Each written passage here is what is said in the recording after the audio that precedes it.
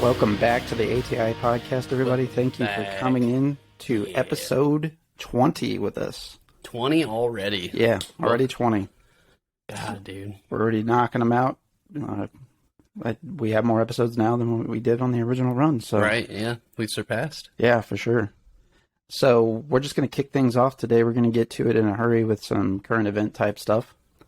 Of course, we got to talk about them Cardinals once again. Oh, dude. My birds. Goldschmidt, player of the week already. Post MVP. His player of the month. MVP.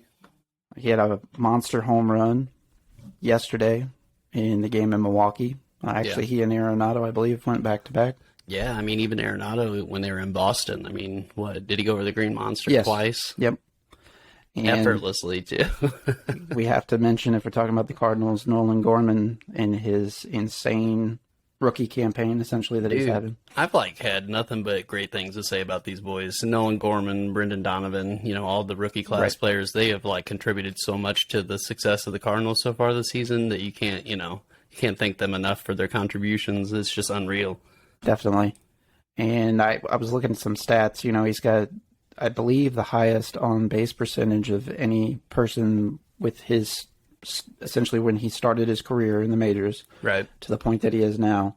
He ranks in top 5. And the only other people that are up there are Albert Pujols, for example. His numbers are even better than Albert Pujols. Isn't that crazy, man? At this point in his career already, so it's insane. And his defense, so, I mean, he's the best third baseman in the league. And, Gorman's kind of a utility player right now. Are we talking about Gorman or are we talking about Arenado? Oh, Gorman, yeah. He can play anywhere. Yeah, Gorman can play. We've seen him in the field. We've seen him at second. We've seen him on third. If I'm not mistaken, I thought he did at least a few spots at short, too, in a pinch. But I could be wrong about that. No, that sounds right. But, yeah, I mean, the Cardinals are just killing it. Another one? Yepez, again, he's nailing it. And we got to talk about Albert Pujols and some of the goodbye salutations that he's getting from other teams. Classy move by the Red Sox. Yeah. David Ortiz came out, gave him a 5 off the scoreboard. Yep. Of course, he's number 5. Yeah. And the whole dugout of the Red Sox came out and wished him congratulations. Right. And gave him a standing ovation, which is just unusual. I know that some players were speaking out to the lack of goodbye tour that Albert Pujols was getting and the unprofessionalism from some ball clubs. Right. I mean, this is a once-in-a-generation talent. There's really, the time that he's put into the game, few, if any, have amassed the stats that he has on both sides of the ball. He's a Gold Glove first baseman, has been on almost his entire career. The only person that's really vied for that spot outside of him is Goldschmidt, and Goldschmidt is now on the Cardinals. Right. During Goldschmidt's campaign with Arizona, of course. But consistently, those were the two best defensive first basemen for 10 years plus in the National League. So yeah, we want to hit some more current events topics. So did you see that Colbert's team and No, I was going to ask you about got arrested at the Capitol? I didn't know about this. Yeah. So they got arrested by, I believe it was Capitol Police specifically, but they were on site trying to get some bits and stuff together for the insurrection hearings that they're having, the January 6th insurrection hearings. Right. And they got arrested and processed, then released. And there really wasn't much really to it. And Colbert himself didn't seem to take great issue with it. Right. He preferred that it didn't happen, of course. But right.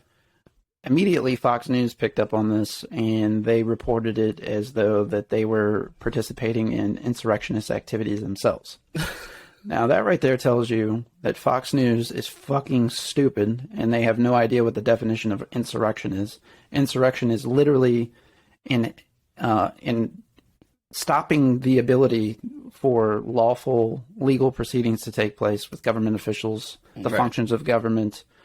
You know, like, that's not at all what was happening. They were there to do essentially satirical and comedic bits. Right. With a puppet dog that smokes a cigarette. Or, excuse me, cigar. You know, so just shows you how stupid these people are. Not that this is a huge shock to me, but, you know, again, this is complete evidence of the spin machine that, and the biases of media and the interests that are behind their work. It's totally absurd and ridiculous.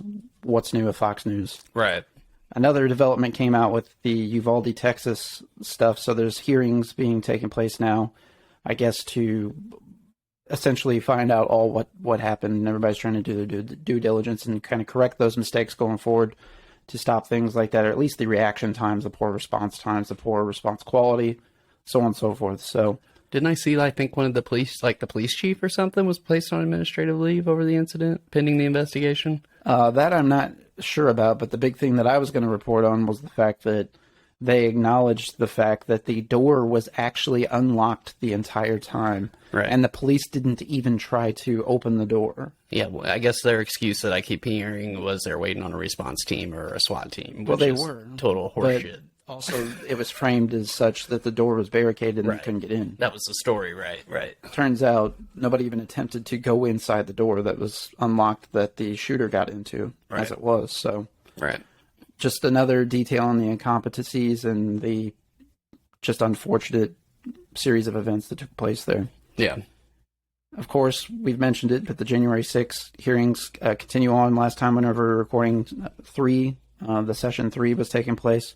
That was mostly with Pence's advisors that we mentioned. We honestly did catch a lot of the big bullet points before we got on and spoke about those. But the 4th hearing, it included Georgia election officials. And that's weird. Yeah. And oh, good Lord. But it included the Georgia election officials.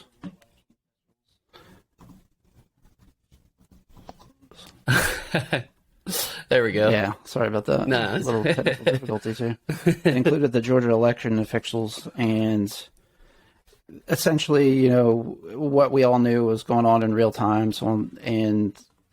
But you actually got to hear more detailed accounts, as to what happened, what took place. It was specifically what struck a chord with me was the detailed response. She was an African American election worker. Her name escapes me at the moment, but she kind of detailed the fact that because she was being called out by name, her name was mentioned, and Trump kind of publicized, I believe, some of her information in his riffraff of characters. She literally feared for her life. She had to go into seclusion. Her and her mother couldn't even go to the grocery store, which is pathetic. The Georgia Secretary of State, too, that rebutted Trump, also Republican, but, you know, he's the one that Trump famously told them to go find him his votes. He also testified and just kind of corroborated everything that we kind of knew to this point with all that. Yeah.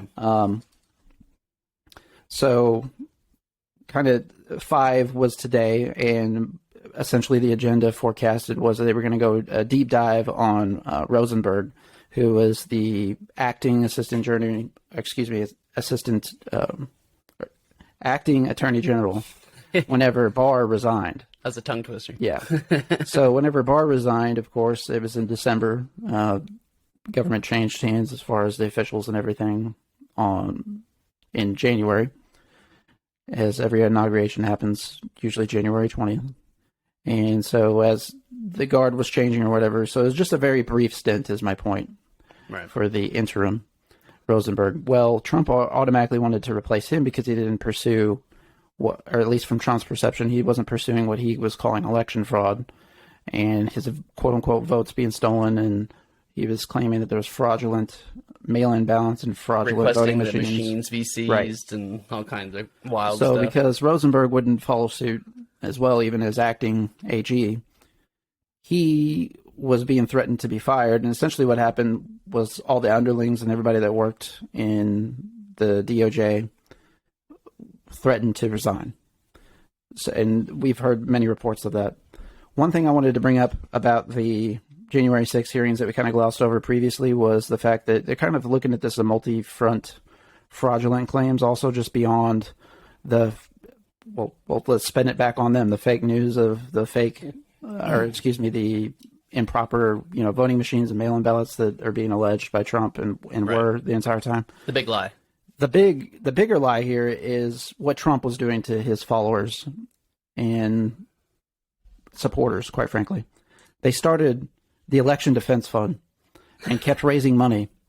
They raised $250 million, in fact. Money that... Stop the steal fund. Yes. Money that, of course, that those people never saw again. And nothing was done with because they did have no legal recourse to pursue. No, they pocketed it. And I'll tell you exactly what happened. It went into a Trump-created super PAC. Yep. So super PACs, unfortunately, came back in the Trump administration. Also, that was another thing that during the Obama administration, it was nearly eradicated totally. Well, back with the Trump administration, Trump put all the money into his own super PAC. Obviously, if you know anything about super PACs and are a decent human being, you think they're horrible, corrupt, and evil. Yeah, it's legal corruption, man. It's exactly what it's almost like legal racketeering in many ways. Yeah. And special interests are often behind the money. Right. And special interest agendas. Yep. So here we go into special interest in politics. Yep. It needs to be totally removed. Whenever Trump was preaching drain the swamp, that's really the type of stuff that should have been Let's drained. fucking drain it for real. Yeah. So what's interesting is $5 million of that $250 million specifically went to the organization that ran the January 6th demonstration that Trump put on. So again, and it is believed that some of those funds went back to Trump surrogates, essentially. So I believe in these hearings, at least some of what's being revealed in the depositions, I think some of the goal is, anyways, I don't know that we'll get all these answers with this in particular, but they're looking at those funds and how they were distributed. But that's kind of the problem with super PACs is, there's not a lot of transparency typically. Right. And it's certainly not reported on routinely and in the media and so on and so forth. So there's not a lot of transparency, as I said before. Let's talk about the government a little bit more. A lot of questionable Supreme Court rulings coming down here recently. Yeah, what was the one that just come down yesterday? You're allowed to carry a firearm in public, but states can, limit where it's proper and not proper. So this is a New York case specifically. New York, for 100 years plus, has had a conceal and carry law that essentially the language was that you had to have proper cause to conceal and carry a weapon in public. Well, the Supreme Court voted that down 6-3. And New York, of course, is typically a more liberal state, usually has a little bit more of a liberal agenda. And mainly those things are controlled by the Democratic cities, right? And the voting, because they're more densely populated. That's where the highest concentration of their populations are and their voting power. Also, we had a huge issue with separation of church and state. Essentially, we've kind of regressed here, and that is in Maine. The Supreme Court ruled that funds, taxpayer funds specifically, could go back into and should go back into religious institutions, so a religious school. So we're talking like your Catholic schools, your Lutheran schools that you might be familiar with here locally. Now, according to them in that case in that state, so that's just going to open up a sea of, because the Supreme Court ruled it there, it's what's good for one is good for all. What's good for the goose is good for the gander. Right. Same concept. That's how these things typically go whenever the Supreme Court makes these types of rulings. What's really interesting about the 6-3 split is it's your conservative, idealized, jurors, essentially, right, your chief justices and justices that are voting, that they're that voting block of 6, and that's what was also so dangerous about Trump's presidency is how much power he had. And they blocked Obama's nominations as he was going out of office, right, as well, whereas Trump got to shoehorn in his people. So the voting power of the Supreme Court has kind of been turned upside down, with the 6-3 rulings, just in these examples alone. We also had a Miranda rights decision that I wanted to explore a little bit further, but I want to encourage folks to go online and check out the recent Supreme Court ruling on Miranda rights specifically, and how they can be essentially, whether or not you are read your Miranda rights is whether or not you can pursue a civil case against the police department now. So it's absurd, but everybody needs to be aware of what their civil liberties are and the protections. I hope that, the ACLU, with it being a Supreme Court decision like this, it's already been escalated to the Supreme Court. The likelihood that things will be revisited, it's not impossible. Like there's a lot of chatter right now about abortion being revisited, Roe v. Wade, that sort of stuff. So, it's not impossible that something be done more justly there. But everybody needs to be aware of what's going on here. Absolutely. And understand that that's why elections matter. Right. Understand things that affect you and the things that you can play a part in. You know what I mean? By electing people that represent your way of life, how you think. You know what I mean? 100%. It is important. But anyway, we'll move on from politics. That's my dad's speech for you guys. Yeah, I hear it. We'll move on from politics, though. So, Deshaun Watson, the former quarterback of the Texans. He's in some big trouble, huh? He essentially didn't play at all last year because of all the sexual assault allegations that were brought against him in the 20s range, specifically. Now, notice I use the word allegations. Allegedly. So they took these were civil matters, essentially. And most of the instances, in an overwhelming and large majority, were with, like, massage therapists, masseuses, and things of that ilk. That, I'm just going to put it comedically, that he was looking for the finishing job, if you will, so, or some variation thereof. So he has at least 24 cases pending against him right now, and there's a couple others pending. I think it's at least in the 26 mark. And these are all sexual assault cases? Yeah, all sexual assault cases, gotcha. And I believe they're pretty much all around and surrounding the Texas area where he played. Right. How long has Watson been in Texas? It's been a while, right? A little over 4 years, I want to say, or was, I should say. Now he's been traded to Cleveland, and then he signed in a new contract. They just totally redid his contract with longer years, more money. Right. So he got all this guaranteed money up front. Now, magically, he has settled 20 out of the 24 cases out of court, and the four others are pending settlement. He's like, I got to get out of Texas. Here you go. Here's some money. Yeah. So Texas, he got out of Texas. He got his money. And, one way to look at it, I had a friend message me this, Matt Miller, if you listen, my friend. He got his guaranteed money so he could pay off his, which, any player wants that, but his was almost unheard of, especially with the controversy that was surrounding him, the clout that was surrounding him. Yeah. And he was starting to get kind of that diva label as well, so. Yeah. Yeah, so Deshaun Watson settled out of court 20 of his 24 cases already. So there's 4 open right now. They're in the process of going through the paperwork, is what his attorney said. So I could guarantee you that those are going to get settled. And then who knows what happens with these other 2, but one can assume probably something of similar ilk. It's not in the notes, but I just wanted to mention, too, did you see that Bill Cosby had a civil settlement with, like, a girl that he supposedly sexually assaulted in the 20s? Or in the 70s, she was in her 20s, or 70s or 80s or something like that. And I knew it was a high dollar amount. So. Well, at some point, I want us to actually cover on the show. So W. Camille Bell, who I love, intelligent guy, had his own show on FX briefly, and they canceled it. Now he's got shows on CNN. He just did a Bill Cosby documentary for Showtime called simply, I think it's called Cosby. Yeah. And it's getting, critically acclaimed, applauded, so on and so forth. So it does a very deep dive. It talks to all the survivors. And literally while they were filming it is when Cosby was released from prison. I gotcha.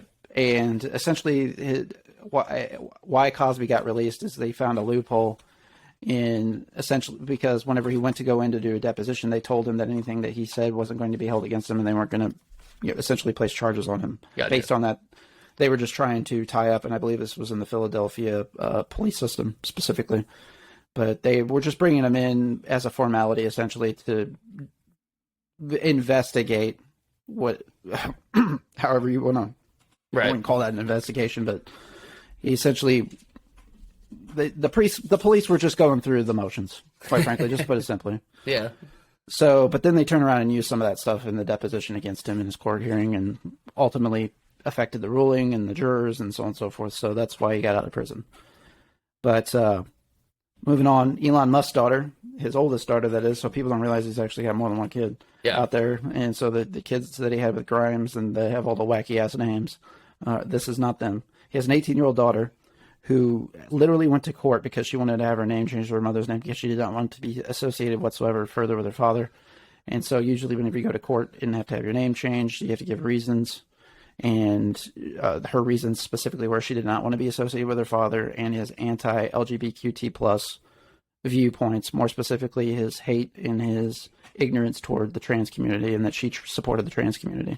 I feel like Elon had the opportunity to be like one of the biggest contributors to mankind. You know what I mean? And a lot of people looked up to him, but he just got drunk in the power. He's lost it. You know what I mean? He's another billionaire that, you know, he just had so much potential to be a great human. You know what I mean? Yeah. And it just went way south. And he's tried to be cute, tongue in cheek lately, like to act like he was a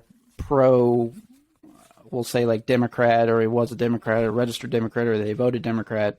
But as long as I've been aware of the guy in the last 10 years or so, there's been a lot of talk of his more specific libertarian beliefs. Yeah. Which libertarian on paper sounds great. It's lovely. But most people that I know that are actually libertarian or profess to be libertarians are, in fact, more alt-right Republicans.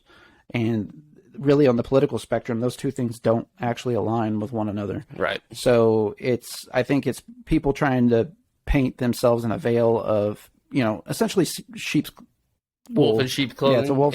Yeah. So I just, you know, you guys do your homework on people. Don't fall for the bullshit that they try to sell you. Right. That's just kind of the simple matters there.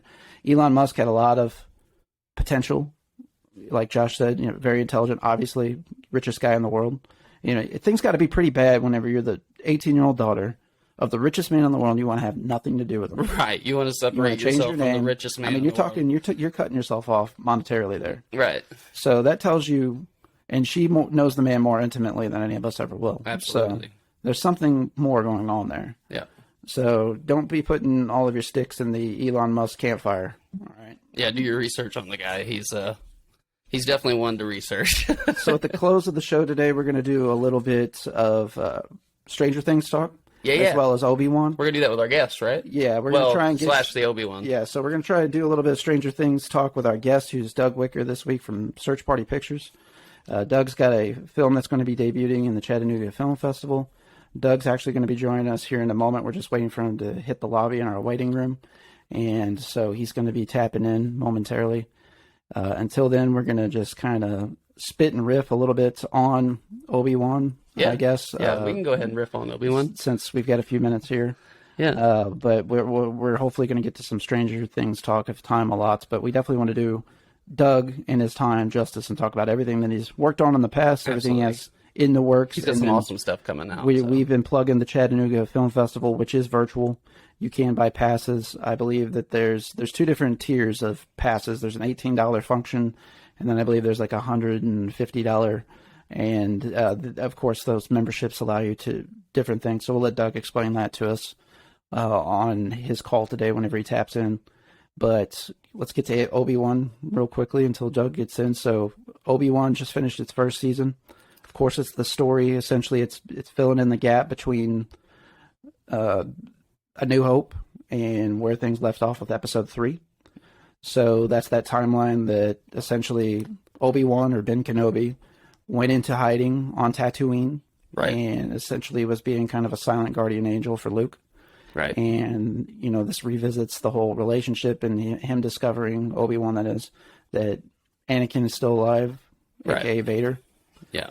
So, well, see, and the thing is like a lot of hardcore Star Wars fans thought that the prequels would give us all that backstory and all that void of, you know, of how Vader became Vader and who he was, but it really did come up short. So they did an excellent job in the series of really, like you said, filling in that gap. And, you know, what else was really cool that I thought is like, I was reading that, you know, some of the writers and Deborah Chow and all them, that it was so difficult to write this show because there's so much Star Wars canon that they had to research so many different shows, you There's know, so many books people storyboard. don't Right? Yeah. Well, a lot of the books aren't canon anymore technically since Disney has bought them. But yeah, they did their research, they did their homework, and they stayed true to a lot of Star Wars projects. And hats off to them for that because There's lots of Easter eggs throughout the episodes oh, too. dude, so many cameos and like Right. you said, Easter eggs.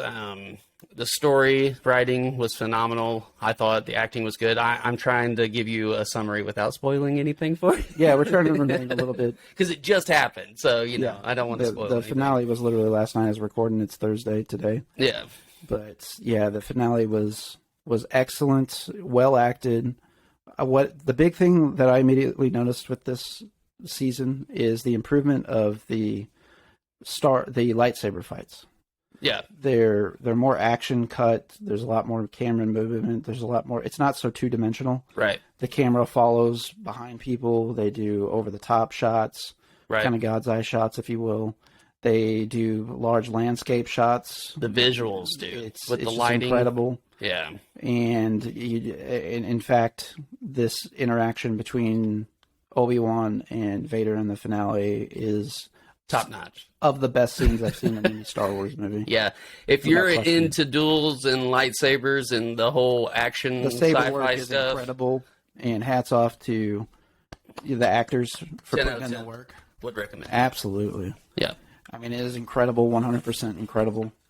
The little girl that they got to play the younger version of Leia was incredible as well. She did fantastic. Did a good job. Yeah. Essentially, every interaction between her and Obi-Wan tugged at the heartstrings. Yeah. Oh, you seen? So- I sent photos. I won't lie. I was in tears, dude. I cried like 2 or 3 times in that finale. But you got to think, when I was a kid, dude, Sure. I was so emotionally invested in Star Wars. Like that was my thing when I was a kid. You know what I mean? So I have like a very intimate connection with it from my childhood. So Absolutely. it was an emotional process for me. So if you're into Star Wars like I am, man, you will not be disappointed with this finale. It is fantastic. Oh, I have to mention too, Luke is in it very briefly, but there are some other actors in the series and really cool cameos, really good characters, really some new characters that I think that will stick with folks too.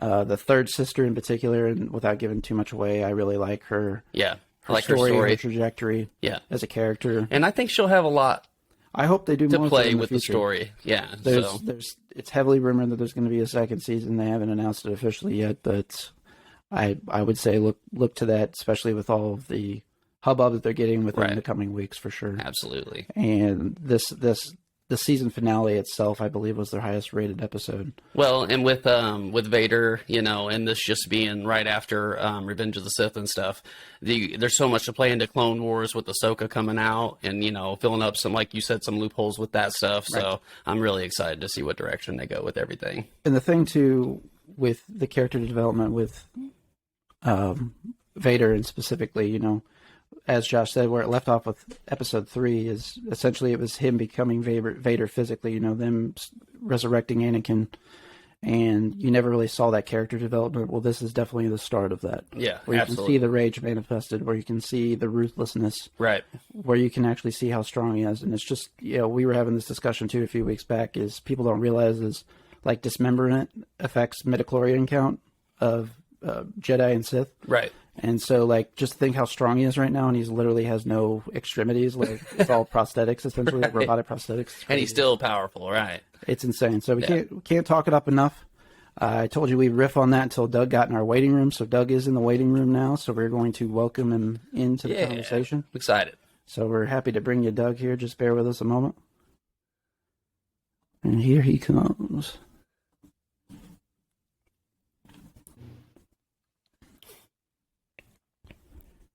Mr. Doug, how are you, sir? Hey man, what's up? Can you hear me okay? Yeah, we can hear you Is just this fine. All right, cool. I was like, You hear us okay? oh yeah, you sound good. I'm like, no feedback or anything on your end. No, sounds good. Awesome.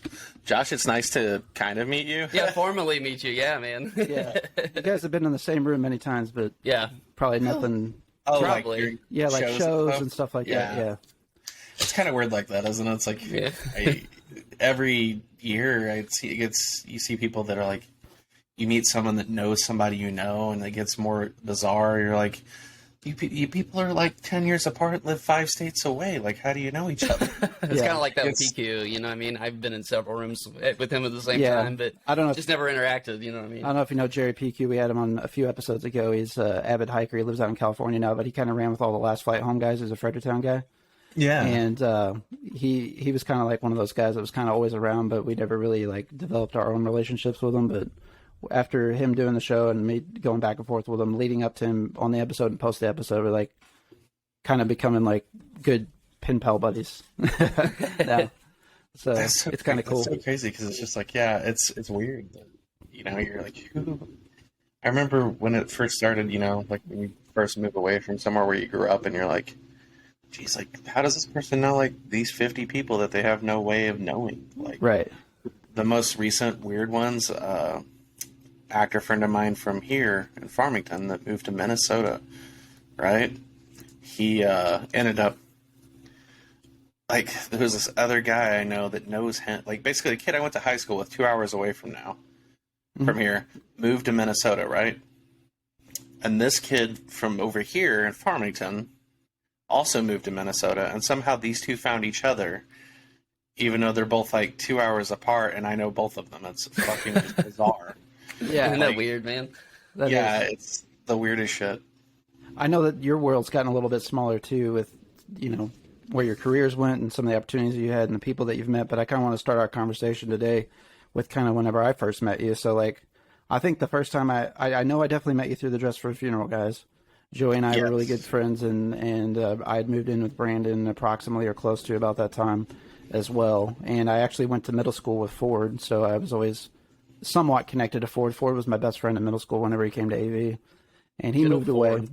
So yeah, Ford's a character for sure. And then of course his Uncle John was in the band with him, McCarver.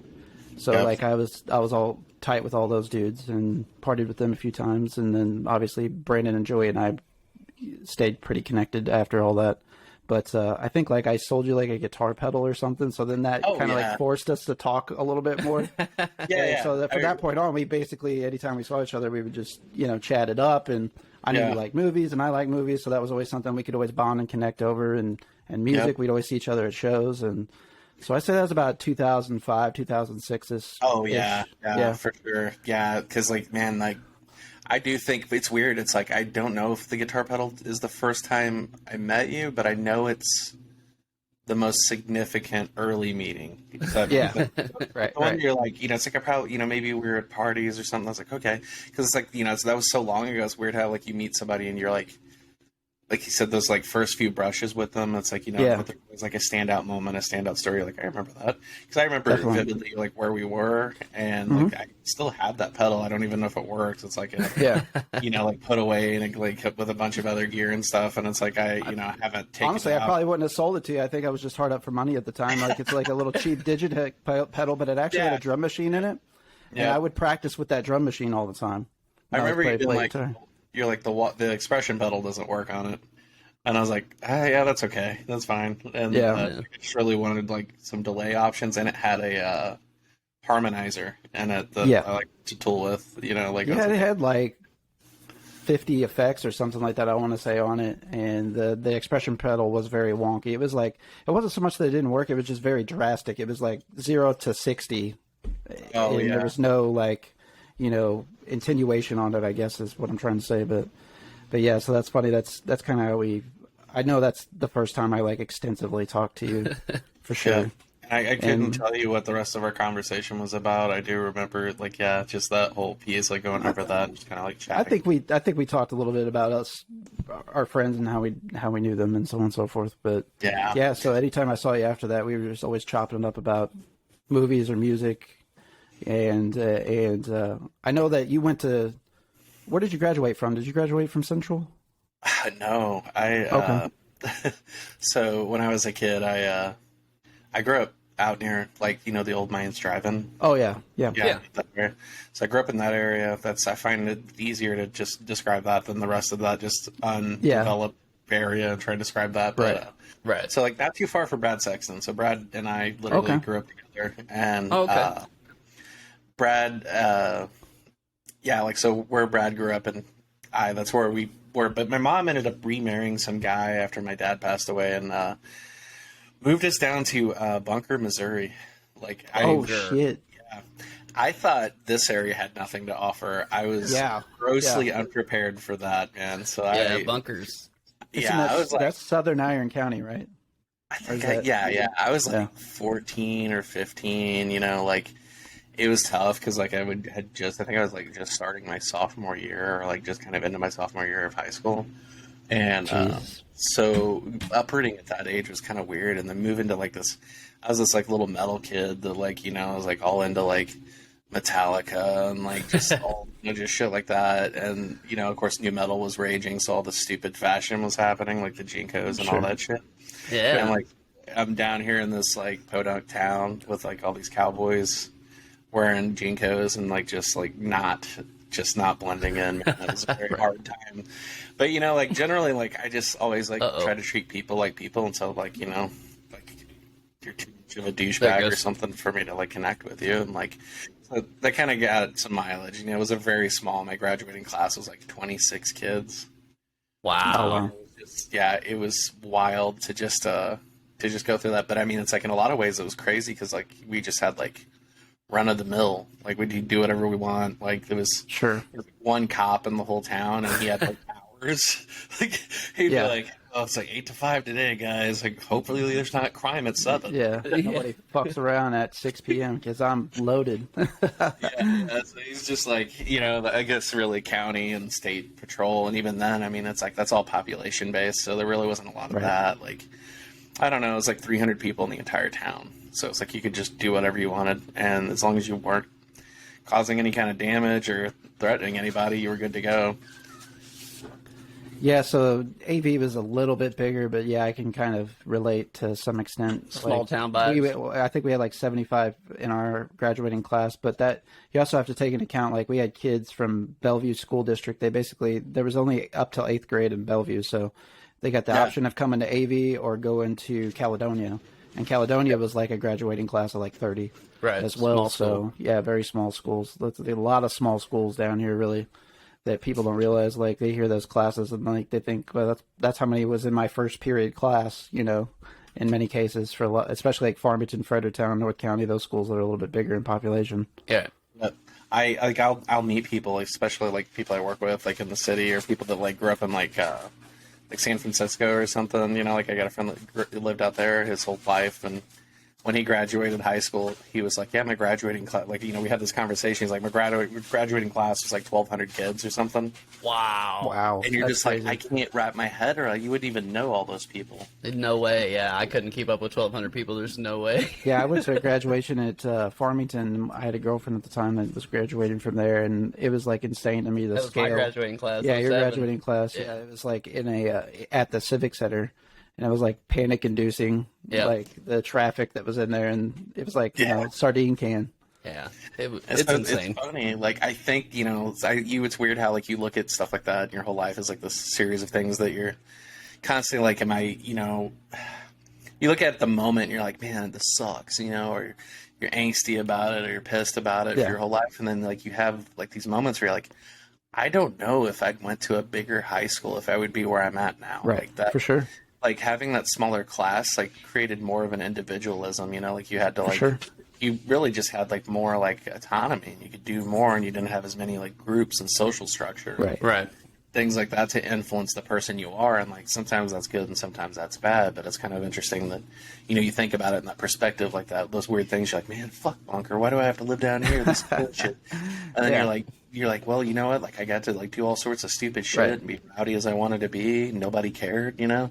Yeah, when you're a kid, you're just too busy, like, worried about, like, I can do all these things or I can't do all these things, and it's this long for me to do all these things that I want to do, and, you know, as far as a drive's concerned or whatever, which is kind of interesting because that's going to pivot into some of our talk today, you know, like, how the music scene in particular, and I know that you did your thesis project on that, so I do want to hit a little bit on that as well, but I don't want to overlook things that you did before that, so I know that you...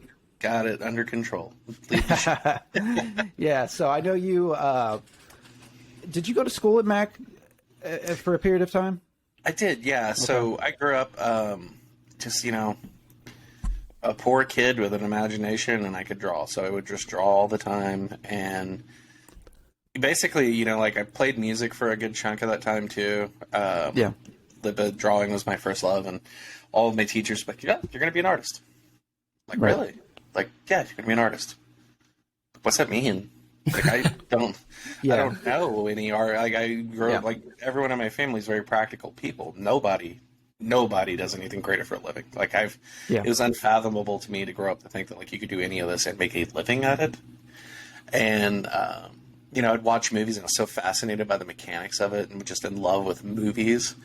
And it's just like, well, you know, like, of course, like, it never dawned on me how, like, it has to be broke down in so many pieces. I'm like, oh, you just build a robot and it works through the whole movie. Right. You know, like, you never, like, know that's, like, all this other shit going on. But, oh, yeah, cussing or no cussing. Sorry. No, you're good. No, you're good. Yep. Sorry, we are an explicit podcast, sir. Okay, cool. I was like, I've already cussed a couple times. You gotta know that I couldn't keep it in.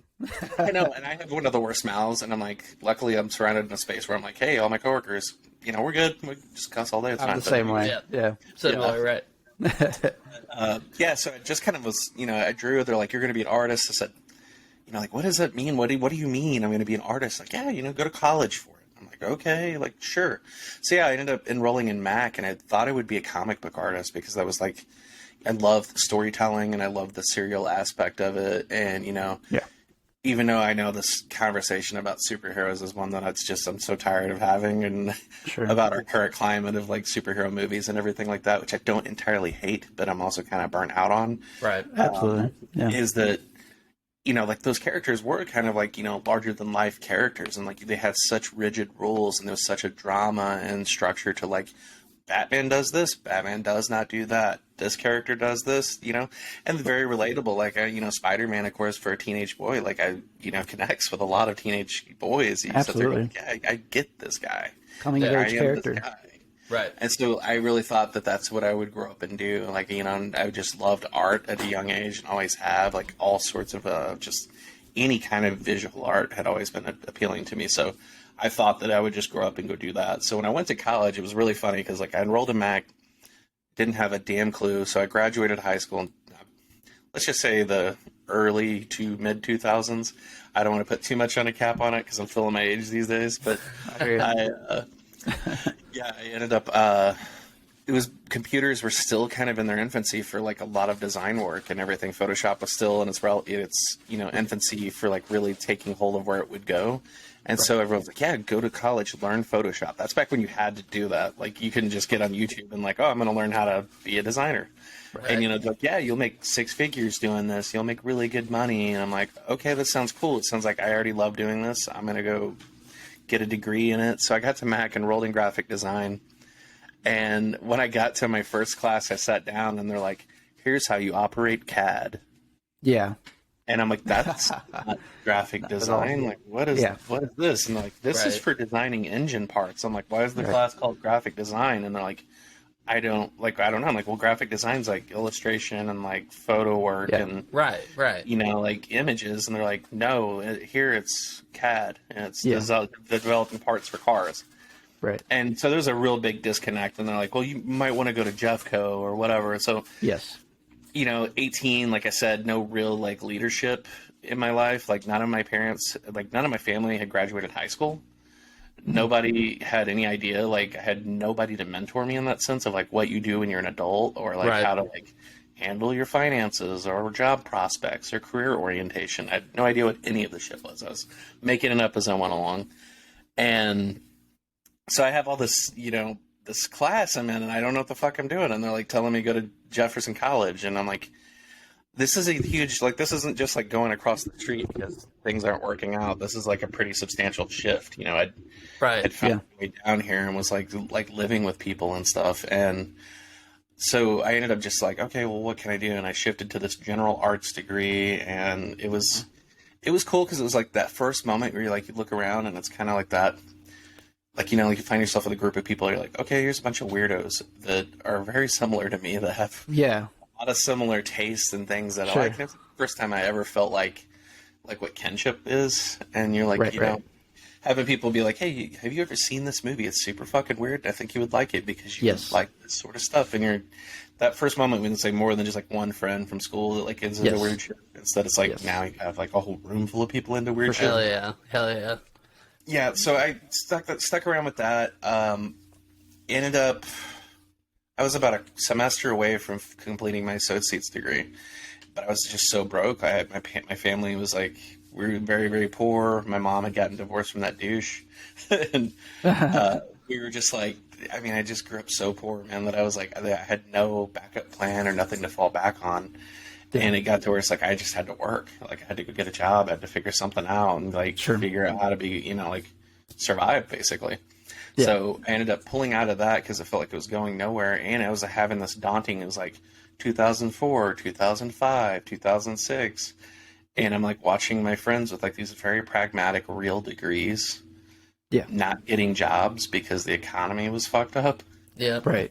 And just being like, you know, it's like, dude, you have like a, you know, aero, what's the designing airplanes?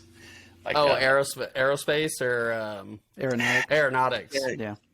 Like I had friends with degrees with that with like perfect ACT scores and shit, and those guys were they like this was a smart, very smart, intelligent person with no like aspirations to do anything artistic or sports related. They're like, no, here's a fine career that will, you know, I'm smart enough to go do, and like watching like guys like that not be able to land jobs was really like disheartening, and being like, man, I guess I just like I'm just gonna have to make do with what I have. Maybe I'm not cut out to do to do any of the stuff I thought I was gonna do. Like maybe this is all just silly shit, so I need to get into the working field. And so, you know, I just started working, and it was like all sorts of bullshit jobs that you do, and then ended up going to work at the prison for a really long time down here, which is a huge employment place, but it paid well for not having a degree. And for the area. For the area. So I ended up doing that, but then that really just kind of gave me room to start being able to afford to buy photo equipment eventually, and like video gear, and like started to work on this and get out of that hole. So it's kind of like the, you know, without all the like turns and stops for tangents, that's more or less like what got me to where I was. But yeah, I mean, that answers the then question. you graduated Lindenwood with your degree in film, though, right? Yeah, so what happened was I ended up working, you know, at the prison and doing all this stuff and just paying my bills, and man, I hated it. It was not for me. I was there for a long time, like way too long. Wasn't me, but you know, it's like I was a good problem solver, so that tended to actually go a lot further with like everybody on both sides of that argument when you're in a situation like that, where it's like, yeah, this guy's level-headed and he makes decisions that are fair. So it's like, for me, it was kind of weird, but I hated every second of it. Sure. And I finally was like, man, I just gotta fucking like, I met a friend of mine, like I started going to this film festival in Austin, Texas, and my friend's mom, is that Fantastic Fest that you're referring to? Yeah. My friend's mom, like, she told me, she's like, I ended up going to, she had a baby when she was 16, and she grew up super poor, and she, you know, was like early 50s, and she's like, had this beautiful home that she paid for by herself, had a great job, had all this stuff going for her, and she's like, I didn't go back to college until I was in my 30s, and she's like, don't give up on, like, anything. She's like, you know, go just what you have to do is, and it's something I always did, but it's like, I guess at that point I just kind of lost sight, went all in on something instead of executing it like a bigger strategy for myself. Right. She's, you know, and she said, yeah, I went to college late. I got a degree late. She's like, and I didn't let that stop me. And she's like, and you're a smart guy, you know, you can do this. And so that's what I did. I went ahead and looked at programs that I could hold and sustain while I'm working. Sure. So I looked at like a program for like after like full-time adults kind of thing they have. Mm-hmm. So I wasn't able to go to the campus or anything like that, hold that down. I know some people that did, and you know, it's hats really off cool. to them if they can do it. Yeah. It was a really cool school, really supportive, and gave me everything I needed. And that was a lot of the stuff that, you know, I was looking for. I really, after the Mac situation, getting a little older, a little bit wiser, and a little bit smarter about my, you know, you run out of like that energy to fuck off as you get older. Like instead, it's like, these decisions have to be a lot more deliberate. And if not, I don't even know if thought out is a word that's fair to describe that. I guess wise is really the only way you could describe it. But yeah, I thought, you know, like if I'm going to go back to a school, like one, I want to make sure it's, you know, this is after like ITT Tech and Rankin and all those tech schools went under. Yeah. Like I knew people with those accreditations. Yeah. I knew Yeah. people with these certificates that were just like, all of a sudden it was valueless. Yeah. But they Right. still owed Meant these nothing. massive student loan debts. Mm-hmm. And it's like, this is a really fucked up thing. So I'm like, okay, the school needs to be old. Like, if I go to a school, it needs to be like an establishment. And so that was kind of the thing that I ended up looking with Lindenwood. I'm like, the school's 200 years old. Like, it has turned out people of like reputation that have went on to do things. Definitely. So like, I feel like, by choosing this, if I'm going to go in depth for this decision and try and like pick up this back into my life and do something better than what I'm doing, part of that would be like, having to pick a school that would back that up and, I actually have the support to do so. So I ended up doing that. And instead of taking film though, to that answer, I went for a mass communications degree. Okay. And this is also wisdom teaching me this. When people hiring you are looking at your resume and they're looking at your diplomas and stuff, Yeah. if they look at something too specific and art driven, they immediately write it off. Mm-hmm. Sure. Like, you could be super brilliant, they see you have a film degree and they go, oh, he only knows how to make movies. Right. Right. Right. No, that's the thing that happens for sure. Yeah. I've sat in those type of meetings and those type of conversations have taken place. Yeah, you know. put boxes on people as soon as you see it. So something Right. like mass communications, you learn how to do that within it. But you also learn radio, you learn writing, you learn general communication skills that are a lot broader and reach deeper. So it translates a little more broadly than it would if it were just a film Just degree. film, right? Yeah, Like and I mean, it's the same with like graphic design degrees or whatever. Sure. It's like, it's like you start to really like put these like collars on yourself that like Right. possible employers just love to fucking use against you when they're trying to hire you. Because I've learned it's like basically interviews are very similar to just about any financial decision a person makes, which is like, give me any Absolutely. excuse to say no. Yeah. It's Absolutely. like, not that they're being rude, but it's like the harder it is to say yes, the more that you've broke through multiple barriers to get to that point. Yeah. Right. So that's something I wish like 18-year-old me had known, but instead I had to learn it from like years of getting fucking beat up around Well, every corner. You learned it. Yeah. So, Yeah. So there's people while that go I was through their doing- entire lives and they don't learn stuff like that, though. Oh no, you're absolutely right. Yeah, I see it all the time where I see people like just spinning wheels, and I'm like, hey man, all you got to do is like take a step back and reevaluate the choices you're making, and think like, hey, I need to just put together like a really fucking rock solid plan for the person I am and want to be, right? And it's a lot harder, and it might take fucking years. Like when I was in college, dude, I lost friendships because like I didn't have time. Right. You had to Like, make those between having- sacrifices. Right. Yeah, it's like I was doing, I had times where I was doing like such a heavy workload for school that I wasn't able to like, even like get a proper amount of sleep over top of holding a job. Yeah. Right. And it was one of those things where it's like, and then when I did have time, I'm like, hey, I'm going to work on this film project. And that would consume the rest of my time because I had to keep that beat going or else, Absolutely. And I'd have people be like, all he cares about is, making movies. That's the only time he wants to hang out with me and blah, blah, blah. And I'm like, sorry, I thought you were my friend and I actually would want to like work on this cool thing. It's a fun idea. But, Yeah. Yeah. and then that's another hard lesson I learned. Is like sometimes like, your friends just don't want to do the thing you're into, and that's okay. Right. Well, I know that there's a lot of other things that you did too in the midst of this gap. We'll say between we'll just say Mac and Lindenwood too, outside of your work and the job that you had, the profession that you had. But you did flex that creative muscle. You did things like music videos for bands. I know you did stuff for like Broke Neck, I believe. I know you did stuff for Crush It to Death. You did for it was either I don't remember what iteration it was at the time, but it was either Firebird Suite or Cork Brushfield Mutiny. I believe you did a video for them as well. Yeah, it was for Corkbush. Yeah. And then I know that led into, or at least close to timeline-wise, whenever you did the Dirt Cheap competition for the commercial. Yep.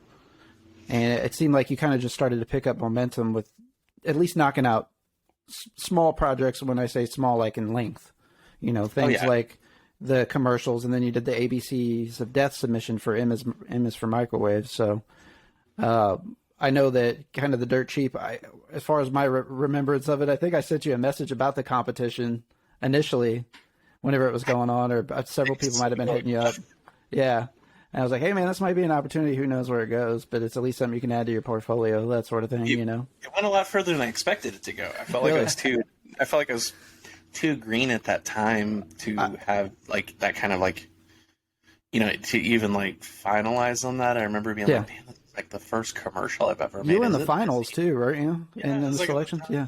Thing. And it was like, it ended up being, there was a whole lot of shit with that I won't get into, but let's just say like, it was pretty easy to hack their voting system, and I found out after the fact that the guy that won had just like rigged the whole fucking thing. But they don't. It was the worst commercial of all the five of them, from what I recall.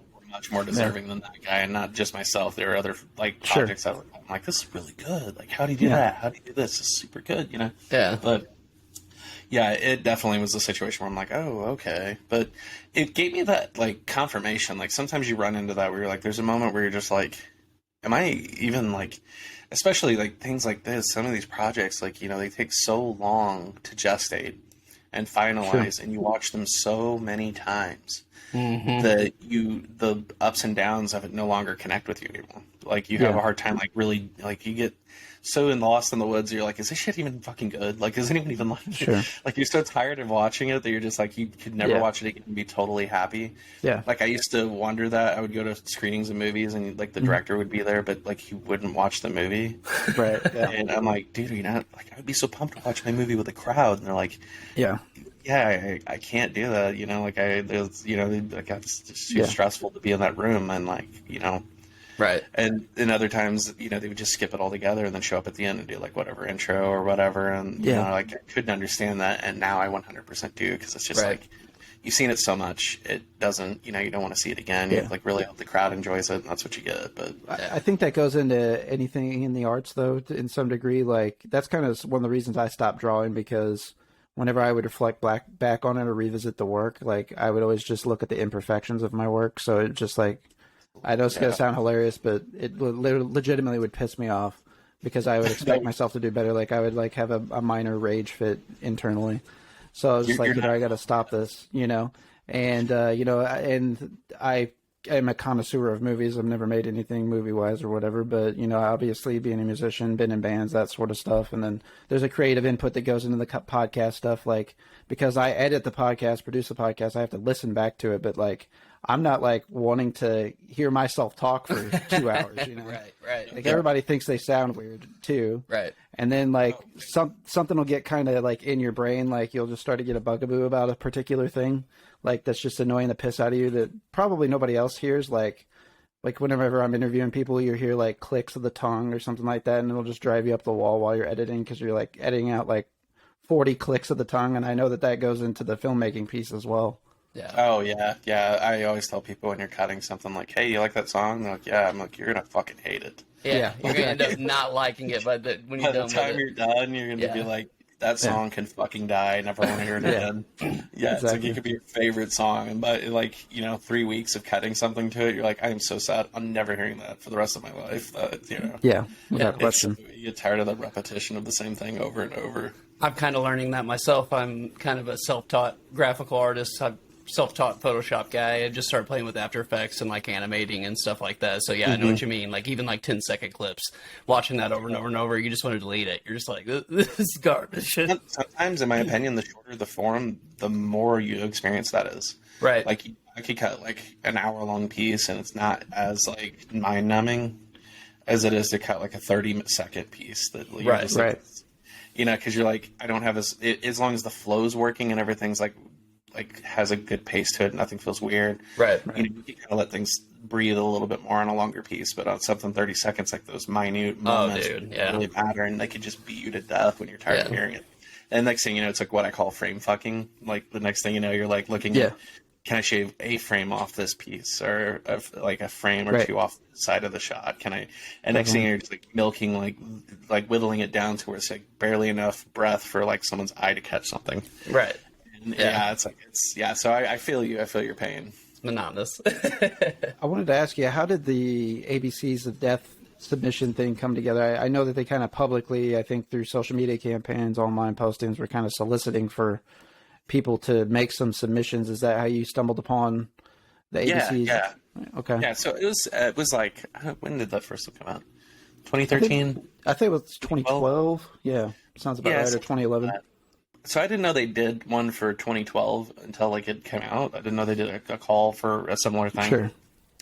So like that whole film project, you know, and I'm more speaking to the audience, Barrett, because I know you know this, but the concept behind it was like a series of producers from around the world. So like Ant Timpson in New Zealand, Tim League, who runs the Alamo Draft House and Fantastic Fest up here in Austin, Texas, and a few other people got together and were like, we want to represent worldly filmmakers. We want to kind of cherry pick people who maybe are just burgeoning as like, people that you would notice, or people that maybe haven't had an opportunity to be given like a highlight or showcase for their work. I think like we're going to give them like a few $1,000s. Like the budget was criminally small for each of the segments. I think it was like $5,000, but we're going to give them like $5,000. We're going to assign them a letter at random from the alphabet, and the film has to be themed around that. Yeah. And so that was the idea behind it. And so when the first film, T, was for toilet, that bit, that guy was like just a guy. Like, he's went on to have like viral success and all that since then with like the Pingu thing mashup. And, he did the video for Gunship's Tech Noir. Like he's done some really cool stuff. But at the time, like I didn't know that had happened, that they did any kind of call out. So when the second film was coming around, I was able to catch that they were, looking for films for this project. And so we ended up, I had this idea for like a really stupid gonzo, like early Peter Jackson's like splatter movie, just like a splatter comedy. And it was just the right amount of immaturity to be like, hey, this is super reckless content that's not safe. And I'm going to go ahead and do this thing that has like subject matter that's not appropriate. And we're going to go buck wild with it. And so we produced it and we shot it and submitted it, and it wasn't selected. I'm trying to remember which one was. I think it's just like it's a guy down in like Miami that did bath salts, and it was kind of like a one-note joke piece of like a guy just like tripping on bath salts, like trying to eat people's faces and stuff. Right. And it was pretty funny. Like, I think it kind of, in hindsight, I think it used the short film format in a really interesting way, because I think, if I remember, like, I think the films had to have a 5-minute maximum runtime. Like, you couldn't, so you couldn't really do anything super, like, ambitious or anything like that. But no. He was able to really just get in and get out, make a point, not overstay his welcome, like, do something, sometimes shorts work really well for that. My earliest ones tended to be that a lot more often, where it was like, hey, how can I lead up to this punchline? And Definitely. often felt like that's all it was doing. Like, my earliest stuff always felt like it was lumbering towards the finale of the film, and not worrying about setting up too much at the beginning to where it like paid off in a much more like rewarding way, right? Or satisfying way. And that's kind of a thing that like I still to this day feel like that, when I'm writing, that I'm like trying to like work in a little bit more, like how can I put pieces, things that really like enrich the film experience before you get to the end more so. Right. And so we ended up doing that, and man, there was so many submissions for that. I really couldn't even tell you like a final number. I don't remember, because that's been a minute too, like 2013. I think the concept was that those producers made the selections, right? There wasn't a fan vote, from what I recall, with that. Maybe memory isn't serving me correctly, or maybe there was a percentage of audience. I don't believe it was a fan vote, but I do think there was some kind of process that determined who won. Yeah. I don't recall how it ended up shaking down, but when it was all said and done, I mean, there's easily hundreds of submissions for this. And, some people you could very much tell, like, horror wasn't their first love. Like, it was basically just like and I see that a lot with, like, these contest things that, especially back then. And it was a criticism that, like, I still hold to this day, but you just don't see, like, contests like that as much anymore. I don't know. No, you don't. Maybe, and I don't know, like, it seems like that should be more accessible now, especially with, advance of social media and so on and so forth. Right. Yeah, and it's like I'll meet like a 22-year-old kid that's just an absolute killer, man. Like, and it's like they've grew up on YouTube and they know how to execute all this stuff in such a like wonderful technical way that you're like fantastic, and like their stories are fresh and they're able to like give you a film that doesn't feel amateur. You're like, I can't believe this was done for like $800 with a group of friends. It's like incredible. Yeah. There's a kid out in hell, I can't remember. I think San Francisco or San Diego, that I became friends with, and like through him just like liking the stuff I was making, and he would be messaging me, and like I'm like, hey, he sent me a couple of his early shorts. Yeah. And I'm like, hey, how old are you? And he's like 15. Oh God. He's like 15, and he's like making stuff. Like, dude, this is so good for being 15. Like, this is so sound. And like now he's in film school, and like he's at UCLA or something. Like, he's doing so good for himself, and then like he's got a feature out on Amazon Prime. Got Fangoria to cover it. I'm just like, dude. Wow. And he's like, yeah, he messaged me and he's like, dude, I wouldn't have even known who Fangoria was if it weren't for you. And I was like, that made me so happy. Just like, I'm glad I could just put you two in the room together. Right. Like this publication of like respect can cover your film and like talk about it. And I'm like, that's such a cool thing. But yeah, it's like that whole idea of like just young people now, like you said, these contests. Because imagine like if you held something like that with like just like the talent pool that exists. Like, absolutely. A lot of people out there just like turning out such incredible work. and kind of the advance of technology even too is everything is so accessible. Like anybody can shoot, you know, a high quality film and edit it nowadays for little to no cost. I mean, your phones come with free software to edit film, and even some films. I remember it was like about the time this came out. Even I think some of these submissions of the anthology series were even shot with phones. But you know, I remember it became kind of a thing. Like I think Chan-wook Park was working on a film that he shot entirely with an iPhone. Well, and like that was a big stir. Didn't iPhone itself have a project where they were having people shoot commercials for their phones or whatever and using them as commercials? I think in the last, I don't know, 4 years maybe, I've seen a lot more of that in a more like higher profile way. Right. I don't remember if back then they were doing that. I know they were doing a lot of like photos taken on iPhone promotions. Yeah. But I know like in recent years they've had like I can never remember which guy, one of the directors of the first John Wick, ended up doing like a whole action set piece. I know Zack Snyder did a short that was shot all on iPhone. Yeah. The John Wick guy, that was an official iPhone promo. The Zack Snyder thing was just like a, hey, you can do this. And of course, Steven Soderbergh shot like 2 or 3 features now on iPhones. Yeah. And Tangerine, have you seen that? Yes, I have. It's excellent. Yeah, it's so good. And it does prove that theory that like if your story is rich enough, like I preach this to anyone that'll listen. I'm like, your camera doesn't matter. Like the camera's the least important thing. It's not the camera work in that, the camera quality, you know, it adds to the character of the movie and the storytelling. It actually adds a grittiness or realness to it, so it actually works in that instance with feels more real, right? Because it is a gritty story, really. Yeah, it's not overly polished. It feels a little raw. Right. And, you know, they shot that with like the best quality things, you wouldn't have got that out of it. Right. And, you know, it's like, but it is very much a tool that, you know, what you pick really is dependent on what you're trying to say. Like, you know, you don't want to shoot like a high key, like really beautiful fashion piece with like super accurate colors and stuff like that you're worried about that something's not going to service that. Right. But vice versa, you don't want to try and shoot gritty with something that's going to be too perfect. And I kind of see a lot more of that these days than, you know, it's like you see people trying to be gritty, but things are lit so fucking beautifully. You're just like, this is... you can't. Like, this is gorgeous. Like, what are you trying to, like, you tried to make Taxi Driver, and now it looks like Barry Lyndon. Yeah. Like, what are you doing? Yeah, I know. That's hilarious. So I know that some other the stuff that you did, too, creatively was, like, kind of just making some short films for fun. And I know, like, you did kind of a Looper spoof with your kid. Oh, yeah. Yeah, which was awesome. I loved that. I think they had Nerf guns at the time, or maybe I'm misremembering. Yeah, it was like a toy Nerf shotgun. Yeah. So that was really well shot as well and edited. I think it was only like 5 or 7 minutes long. I know it wasn't too long, but it was super short. It was like 15 seconds actually. Oh, it was that short. Okay. Yeah, it was just that piece from the trailer. Okay. Cut it down, yeah. That's and cool that was like to incorporate your kids into it too. You know what I mean? Oh Bring them into it. Yeah. Sometimes, you know, I love to include them and stuff, but sometimes it's also like the biggest headache. I'm like, why do I keep writing children? Why do I keep casting these children and stuff? Yeah. That thing was Fantastic Fest. Coming back to that, you know, like a quick thing for that, like I have a friend named Andy Triefenbach. He runs a late night program in St. Louis for genre films, so like horror, science fiction, exploitation. Mm-hmm. So you can see anything from like Coffee or something like that to like, you know, Night of the Creeps, like whatever, like, you know, just it's kind of a broad spectrum. And so Andy's been doing that since like 2010, and that's how I came to know him, was through Joey Rackaman. So I think, you know, 1 more +1 for you there, Joey, on connecting people. There you go. But I was like, what, this guy screening horror movies? And it's like, I was just, you know, I just love, like, for me, I love being able to see older films I never had the chance to see in a theater. Yeah, like, again, you know, for the first time, or again if I hadn't seen them in a long time. Because like sometimes, like, you know, if you ask me, like something like the first Jurassic Park never gets old.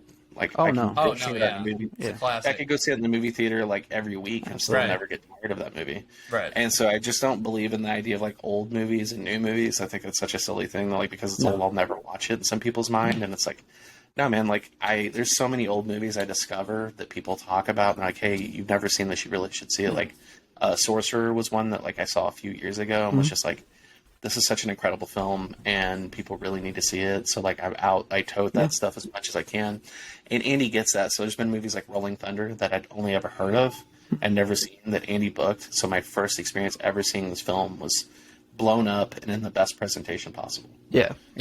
And just to go through that and be like, fuck, I would never see this movie in a theater now, and it's such an incredible thing.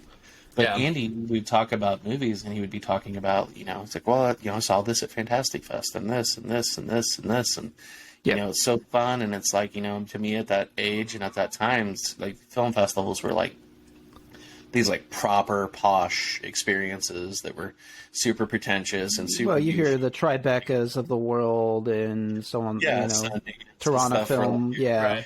You think that's so unattainable. Right. Yeah, and it's just so high art, and like there's no room. He's like, no, like this festival only plays the kind of shit you're into.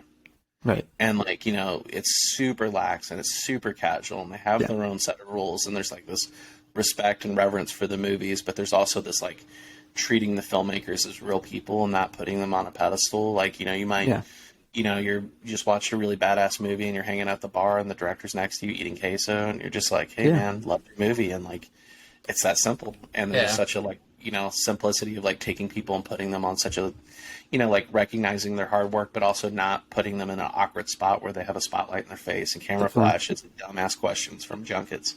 Right. Yeah. And, he got me pretty good on that. I'm like, damn, it's like, this all played there? He's like, yeah. So we kept doing this. So 2014, I was like, all right, fuck it, I'm going.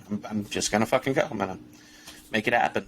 And so I did, and it was an incredible experience. It was, exactly that. You go there and you're just like, the first screening you have at a festival like that where you're surrounded by people who truly fucking love these types of movies.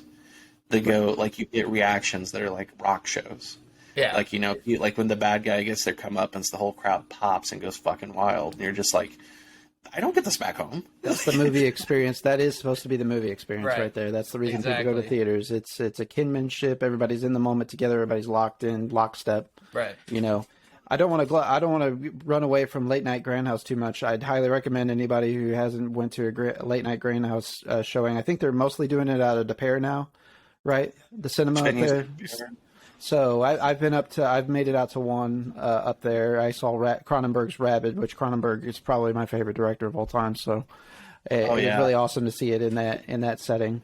And that's a great one for that. Yeah, that's a perfect example. Absolutely. It's one of those older films that, a lot of folks haven't seen. It's early Cronenberg work too, so you can kind of you can see the machinations at which he was about to become a director and some of his film work and some of the implementations that he took and approaches. However, he wasn't quite there. So there's a little bit of an unpolishedness to it there that is into, and a quirkiness to enjoy. Undeveloped. These are the opportunities that they're creating at Late Night Grindhouse, is to see films, even notable directors in some instances like this in these settings. And I also like that they cut their own trailers at the beginning to create an awareness of other films of that ilk too. So like, I think they had one of the trailers in particular was the Hunger, the David Bowie film. Yeah. So that was really cool. And it's not that they pull from trailers that are out there. However, they're not necessarily going with the real trailers that you might see, like, let's say if you were watching TV at the time. This is like, you get that feeling of the direct-to-video releases that you used to get at video stores and that sort of thing.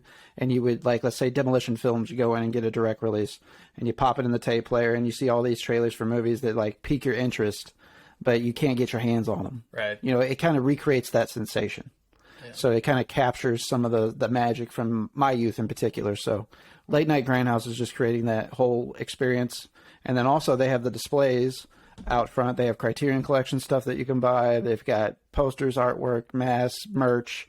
So they've got something for everybody at these. So definitely go check out Late Night Grindhouse if you get the opportunity in St. Louis.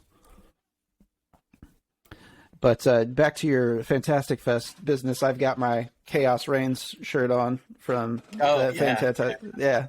That entire thing, that whole thing was born from that festival. Like, it's in the movie, but like the whole like zeitgeist aspect of it you know, like there's so many things that you're just like, fuck, you know, like Black Phillip, part of that really bore from that playing at Fantastic Fest.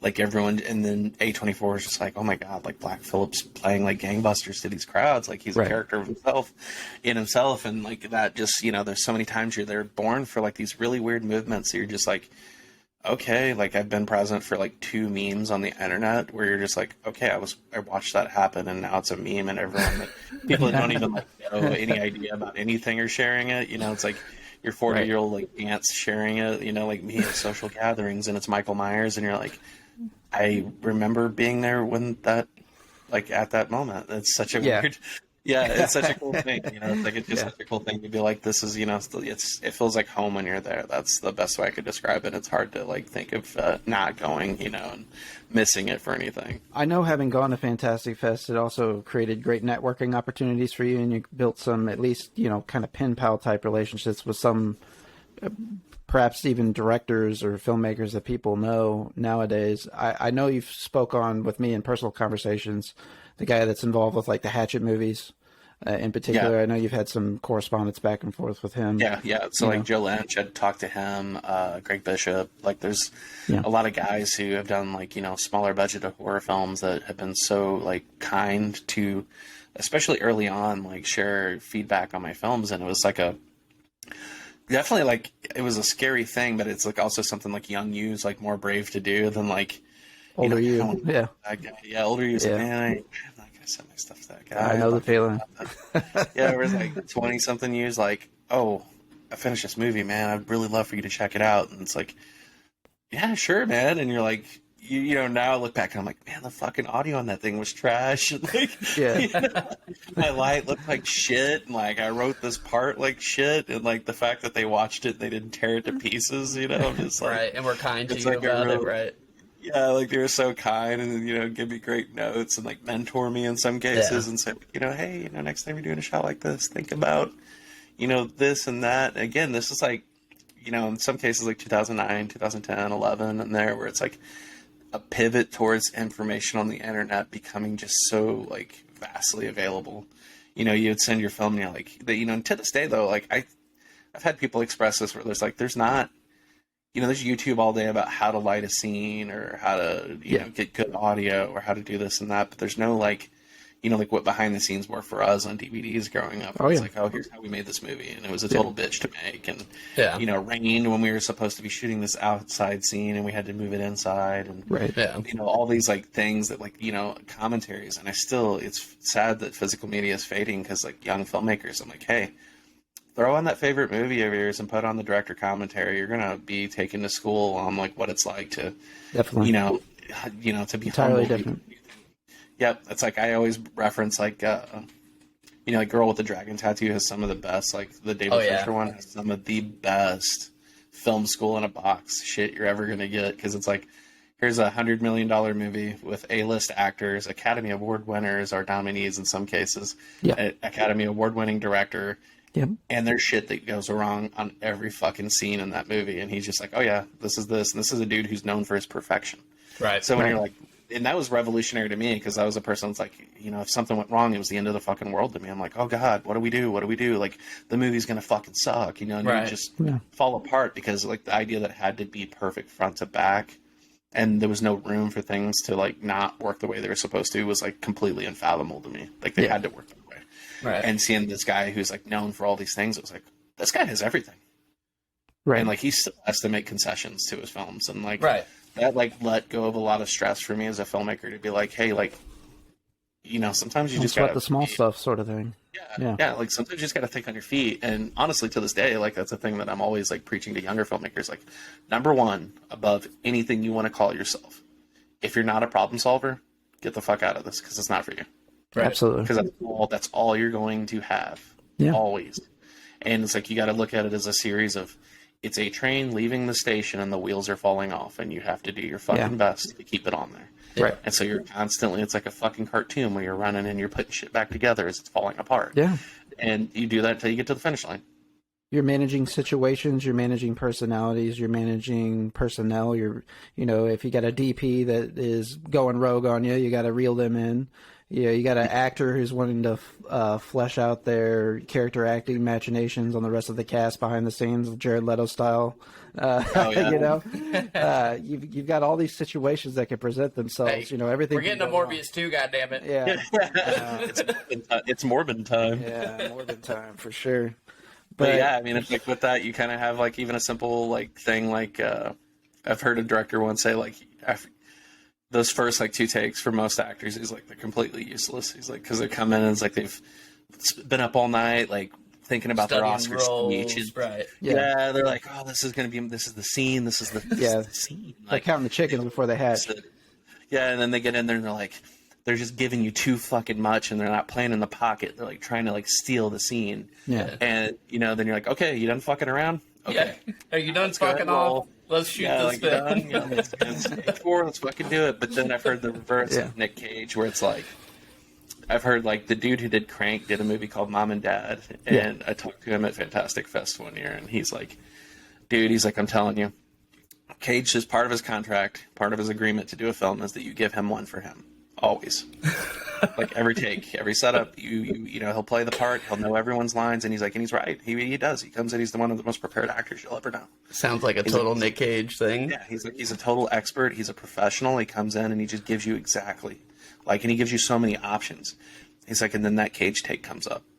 It's like, and it's fucking unpredictable and it's wild and it's crazy. And he's like, it's like, just because it's like, he is so spontaneous that you're just like, what is this? And he's like, and guess what? We use it every time. Yeah, because he's genius. I've heard him talk about Even it. though it's crazy, he's genius. You know. Well, you got to think of what family he comes from. He's a Coppola, right? Also, so you know, it's in his blood without question. A lot of people don't realize that, but you know, Francis Ford Coppola is his uncle. Sofia Coppola is his first cousin. You know, he's related. Roman Coppola is his cousin, so he's related to the entire Coppola family. And that he changed his name because he didn't actually want to be. He wanted to be strike out on his own, essentially. And you know, Nicolas Cage. I watch a lot of those around. It's called the Inside the Actors, not Inside the Actors Studio. That's the James Lipton thing. The Hollywood Reporter roundtables. Oh, yeah. I saw the junket that he did with for Pig at that roundtable, and he was talking about that. He said, you know, essentially he just wants his scene so he can explore and push the boundaries of the character and see where it goes.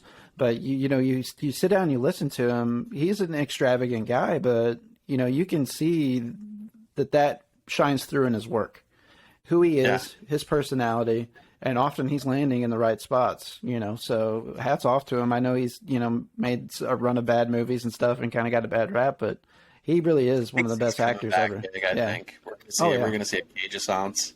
Absolutely. I can't wait to see himself play himself in this new. That Pedro movie is Pascal really, really fucking good. I have not watched it. You're gonna love it. Pedro Pascal's so good in it. Like he's slowly becoming one of my favorite actors. Dude, he is fantastic. Coming from Buffy, for him playing the crazy. But the vampire, do you remember that? I don't. There's some clips of him playing a vampire in Buffy, man, and it was a background character. Yeah, he was just like. But you're a Buffy fan. I would have thought you. I think it's Buffy. I will find out. If I'm wrong, I will let you guys know. Are you sure it's not like True Blood or something like that? Let me look. You guys go ahead. All right. But like I had a friend work on a movie with Tony Todd, and I'd always heard this theory, and I asked him about it. I said, you know, is it true? Like he comes into a scene, and then he goes real fucking big. Like real big. He's just, you know, I always heard he like comes into the scene and he's grabbing shit off the table and he's like walking over and like opening a window and doing all sorts of crazy shit. And then he like keeps refining that down until it's like exactly what it needs to be. It's like, you know, he's like, dude, you know what? Nobody come out and said that when we were working together, but that's exactly what he does.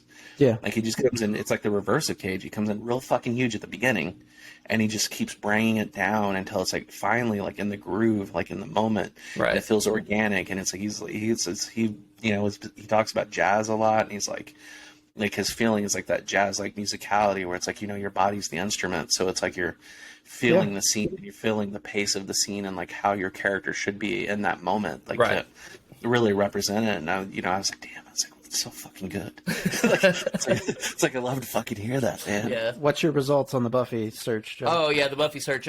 Pedro Pascal played Edward the Freshman in several early episodes of Buffy. So high school age, or at least played 1997.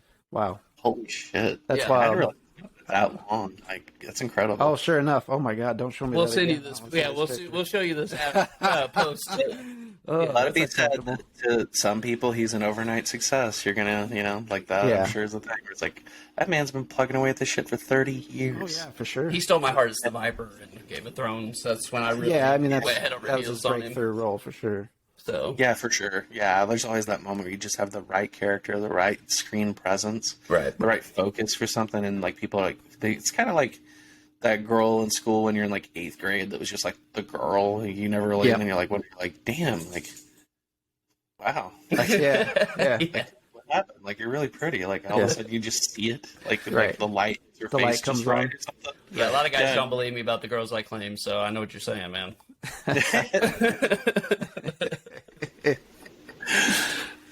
So I want to get things back on track with you, Doug. Specifically, Yes, please do. I know that you, as far as your thesis project was concerned, I alluded to this earlier. I wanted to kind of get into this because I know a lot of our development and our friendship was through the music scene and people in the music scene, myself included, yourself included. But what led you to making the decision that you wanted to do Bang the Drum, the life and death of the local music scene specifically? Why was that your thesis project? Well, it's interesting because like I moved down to this area, like the Farmington area, and to go to Mac in 2003, 2004. And I remember like I had this friend Kevin, and I still do. I'm still friends with Kevin, but he's like, "Hey, you want to go to a local show?" I remember looking at him and thinking like, "What the fuck is a local show? Like, what are you talking about?" Like, and he's like, "Yeah, he's a local show. A band's playing." I'm like, "What?"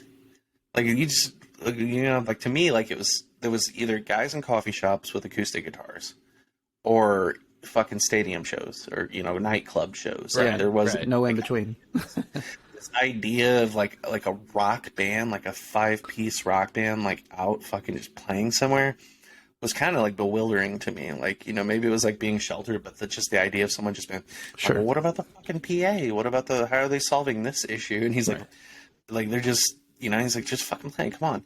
And I remember the show so vividly. It was a band called House of Heroes. Do you remember those House guys? of That name Heroes. sounds It familiar. sounds super familiar. Yeah, they were from like Columbus, Ohio, or something. And the show was on the back of a Flatbed trailer. flatbed trailer. Yeah, Yeah. flatbed trailer in front of the skate park. Yeah. That's Okay. awesome. And it was like, I remember Yeah. showing up. I think I was working at Earth Mother at the time. Yeah. So yeah. I do Yeah, recall there's that. like 60, maybe 70 kids here, and I remember thinking like, there's a fucking audience for this? Yeah. Like, this is not like, and they played their hearts out, played their asses off, and I remember being like, holy shit, like this is really cool. And then finding out there's more of this around here. And started going to more of these local shows and like checking out some people. And then of course like Brad and Joey, I grew up with those guys. Yeah. And they were playing shows down here once in a while because like the first time I ever saw Brad and Joey played, it was at the Hard Rock Cafe in St. Louis, which more fit the bill of what I'm like, nightclub shows. Right. Sure. Yeah. Right. Yeah. And then they would be playing down here in like a coffee shop or something. And I'm like, what? I'm like, okay. Yeah. Like, so it was super kind of, strange at first, but neat at the same time that these bands were like just making anything into a venue. Like if you could fit bodies in it and it had electric, Right. like we're going to give it a go. We're going to like do our damnedest to just like kill this space as Nature much as show we can. shows. Right. And so I ended up, really like going to a lot of the shows, meeting a lot of people. It was really kind of, in hindsight, it was really inspirational. But then I remember this like shift that started happening where initially I kind of was like, maybe we're just all getting older. Maybe we're older and our interests are changing. People are like getting families or having kids or moving away or getting jobs or whatever. Because, it's a kind of like reflection of what's happening to yourself. You tend to put on the world around you a little bit more. Mm-hmm. But then it's just, there was nobody taking the seats. Like there was like maybe like because by the time my understanding is like by the time I got here, I think it was more or less on its second wave of bands. Yeah. Like, like 98, 99, 2000 was like its first wave of like inflection of like these bands that really left the mark on the area and really kicked this whole movement off. Right. And I met Calvin McRoy, and Calvin was a huge part of that first wave. Definitely. And, and I'm not to leave anyone out. Like I know how Right, the scene right. can be because like the scene drama be what it is. But it's like there's far too many people to mention Right. in one space like this. Right. So, but personally, Calvin was the first guy that I really connected with in this sense. And it was funny enough, it was not really about music. It was about movies. But, Well, he's a movie head like the rest of us. He's a huge Peter Jackson fan, and so And then so I started meeting guys like yourself and Ridge and everybody, and I'm like, oh, these are people more my age and like similar interests, and people are starting bands up and would be in 2 or 3 bands, and I played, and I'd always tried to get bands together, and I had such a hard time like with the ego part of it, which is the funniest thing, because it's like now I could get a film together with like 30 people on it, and there's like that's not an issue. Right. Whereas like when you're dealing with like 4 guys in a room, and it's like everyone's egos are so out of control, you're just like, okay, like I just really want to like fucking play and have fun. Yeah. And, like, Especially at that age that we were. cool. Yeah, I just want to make something cool and like something like that you're proud to share with people. And I just, I guess it was just never meant to be. And but the thing about it that like really, I'll come back to this part, but I ended up noticing though as social media really started to uptick and more of our lives moved online, that a lot less of our entertainment involves going out to places or going to experience things. Like it's more of like there's more deliberation with our time management than there used to be. Like I remember, when you're 23 or 24, it's like you're just like, fuck, it's Saturday, 3 o'clock. Like, why? What are we doing? Right. Yeah, absolutely. Why am I here? Why am I at home? Like, why are we doing this? Like, and of course, the best thing about the local shows is that you didn't really have to have a lot of money to enjoy it. Right. Especially if you knew somebody. For like a ticket, and maybe or even you knew somebody, and they're like, hey, come in. Yeah, I got you. Like anything like that. Maybe you could get you a couple beers or a slice of pizza or something. You know what I mean? And exactly. like, $20 can carry you a fucking long way on a Saturday for the local scene. Hell yeah. And it was like one of those things. It's just like I started noticing a lot less of that, a lot less of support, and you could point fingers at a lot of different things, but to say that it was dying and eventually did die, I think is a pretty fair assessment. I would have loved to see it come back in some capacity, but I also think a change in music taste is a huge responsibility of that as well. Like, definitely, I think the current climate of music is a lot more electronic based and a lot harder to produce live if you're not if you don't have the backup support to do it. It's like, whereas like back then you think you could have a shitty rock band, and like it's a shitty rock band. It's still a lot more than like trying to get out there and like like rap to your fucking like iPod over a PA and like hope that people actually give a shit about what you're doing. That's even outdated now. They finally killed off the iPod. But it's like just trying to like find a way to like it's like steps away from karaoke at this point, where it's like the way you're doing, it's like it's just losing a lot of its like artistry. You're starting to see like we're moving back to like what disco did in the 70s, where it just became this vortex of popular music that just eliminated, like, it just was like this, omnipotent thing. Just like overtook, we talk about 70s rock with such reverence these days, but what people don't realize is it was counterculture. Right. A lot of like, Led Zeppelin and Pink Floyd and the stuff that were just like, these guys are icons. Like, they were small pockets of success, and what was otherwise just a completely like one, an artist with a single, then they disappear. Right. For so long of the 70s and into the early 80s, that there was such even a like, the 90s had that. Yeah.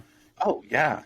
Like pop music, it was hard for artists to have any longevity, and I think now with this current climate of music, you're seeing more and more of that. You're seeing a lot more of an artist shows up for one song and they probably don't even release an album in some cases, because there's this push to just get away from the idea of albums at all, and that you just release music because it gets made, which is sort of bizarre to me, because like I've always seen like, I feel like we're old man yelling at the cloud situation, where it's like, I know I am certain, without knowing you, Josh, I know it's a generalization here of just knowing you for a couple minutes, but you're probably someone who appreciates the concept of an album. Oh yeah. Like the idea of like, we're going to curate this selection of songs because we love it, and we really like, we had 50 songs and we whittled it down to 30.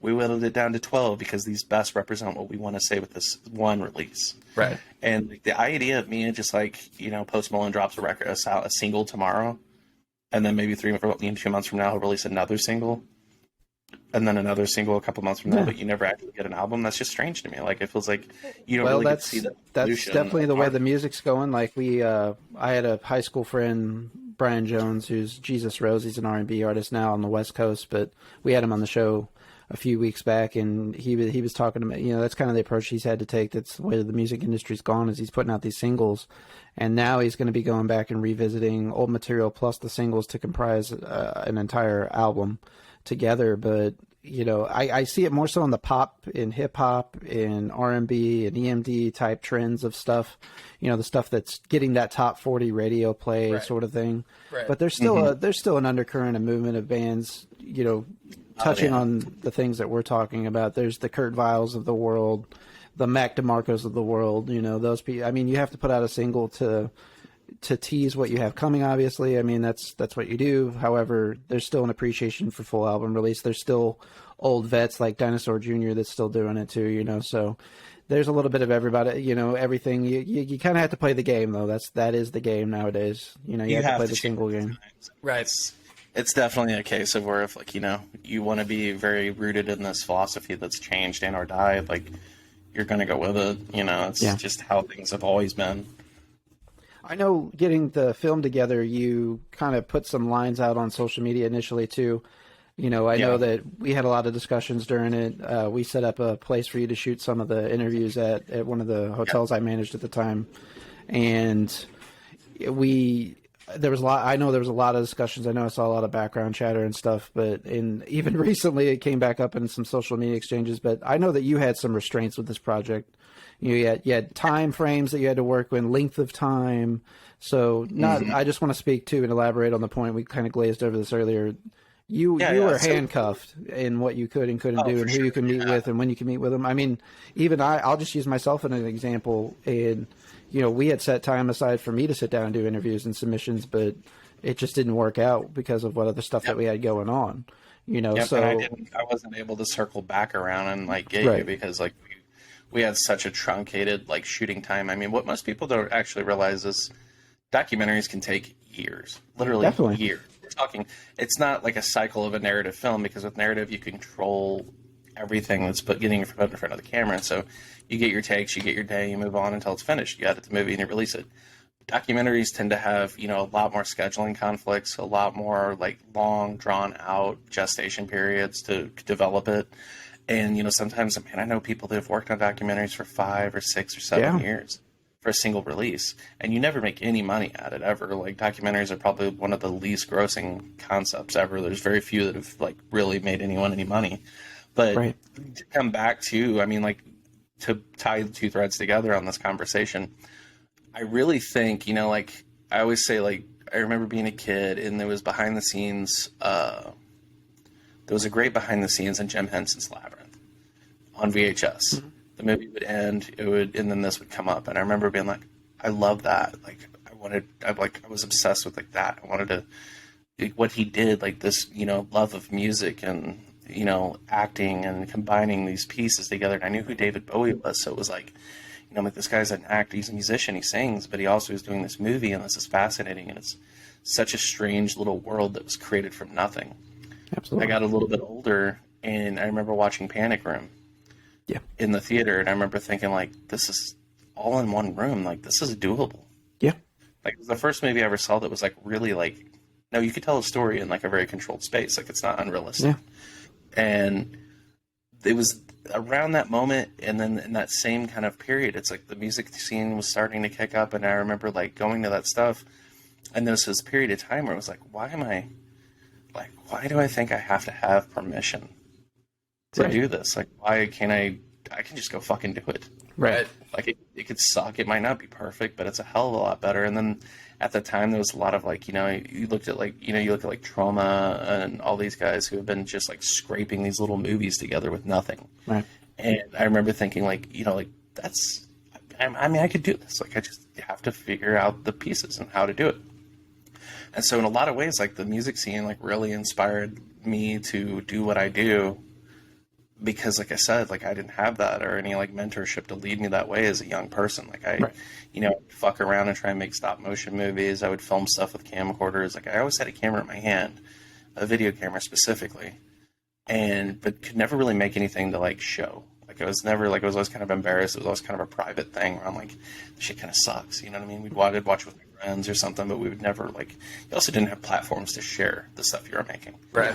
And so I ended up circling back around to this idea of the time felt right. We were enough behind the music scene. This is, I'm trying to remember, 2018 maybe, right? Sounds right. Yeah, definitely. So it's 2018, and I would say the last, bastion of the music scene, and probably had truly, I mean, like, there was still some artists kicking around in the early 2010s, but not really shows. Yeah. You know, you felt like there was a lot of that had dried up. A lot of the venues wouldn't support the artists anymore, and it seemed like there was just like the most important thing, which again is that platform to like showcase what you do, was gone. And these people are just kind of in the rooms recording music and trying to get it out there and trying to get people to listen to it. And I remember thinking, like, you know, there's enough time to have passed to really make a statement about something that really mattered to me. And I have a different lens about it because I wasn't so engrossed in it. I wasn't in one of the bands, not really. Right. You know, I wasn't like, you know, dating anyone in the scene, or like I didn't have this like, you know, I had this like very outside looking in like lens on the whole thing. I'm like, you know, I feel objectively that the story has potential to like really be more about like not our music scene. And I think that's where some people have misinterpreted the film. Yeah. And unfortunately, like, I can't control how those people view things. That's the nature of the beast. Like, some people watch something and the more local or regional or more like they can reach out and touch it is, like, the more, like, think about how many movies get released and like the locals to the area, like, those accents are bullshit. We don't sound like that. Right. We even do that here. Yeah. You know, if you watch Ozark and you're like, Right, Ozark. Yeah. Yeah, you know, it's like, and it's like, but you got people in like Canada that don't know shit about it. They don't give a fuck. They've never met anyone from Missouri, and they don't give a shit. Right. Right. So, you know, I'm not making the film for like the like maybe 30 people that'll get pissed off because it didn't fucking mention their best friend or whatever. And that's a situation where it's like, you know, I'm making a film about. It wasn't just our music scene. As time went on, I really learned that like this was happening all over the country.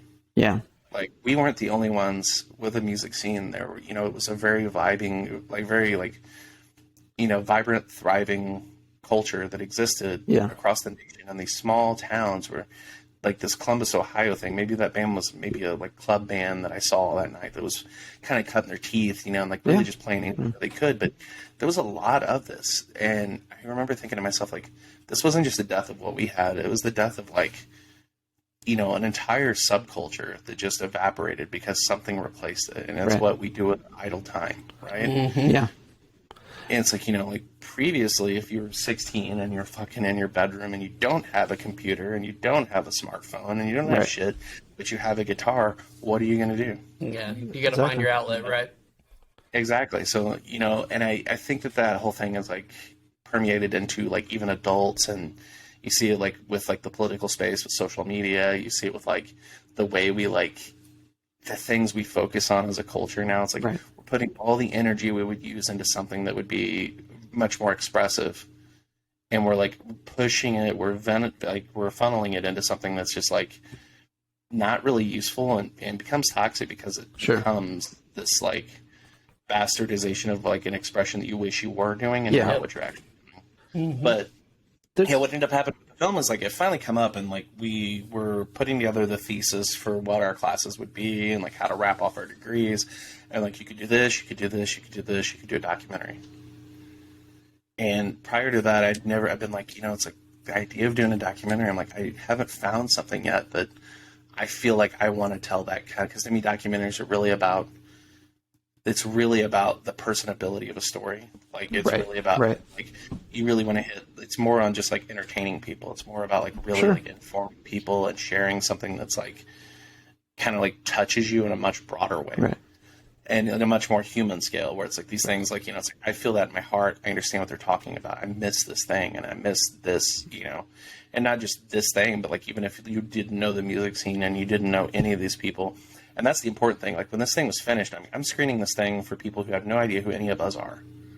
Right. And, like, you know, I'm screening it for people who, like, you know, other professional filmmakers who they're watching it. And, you know, my editor is not even from here. She was from, like, 2 hours away. Mm-hmm. And, like, my co-editor.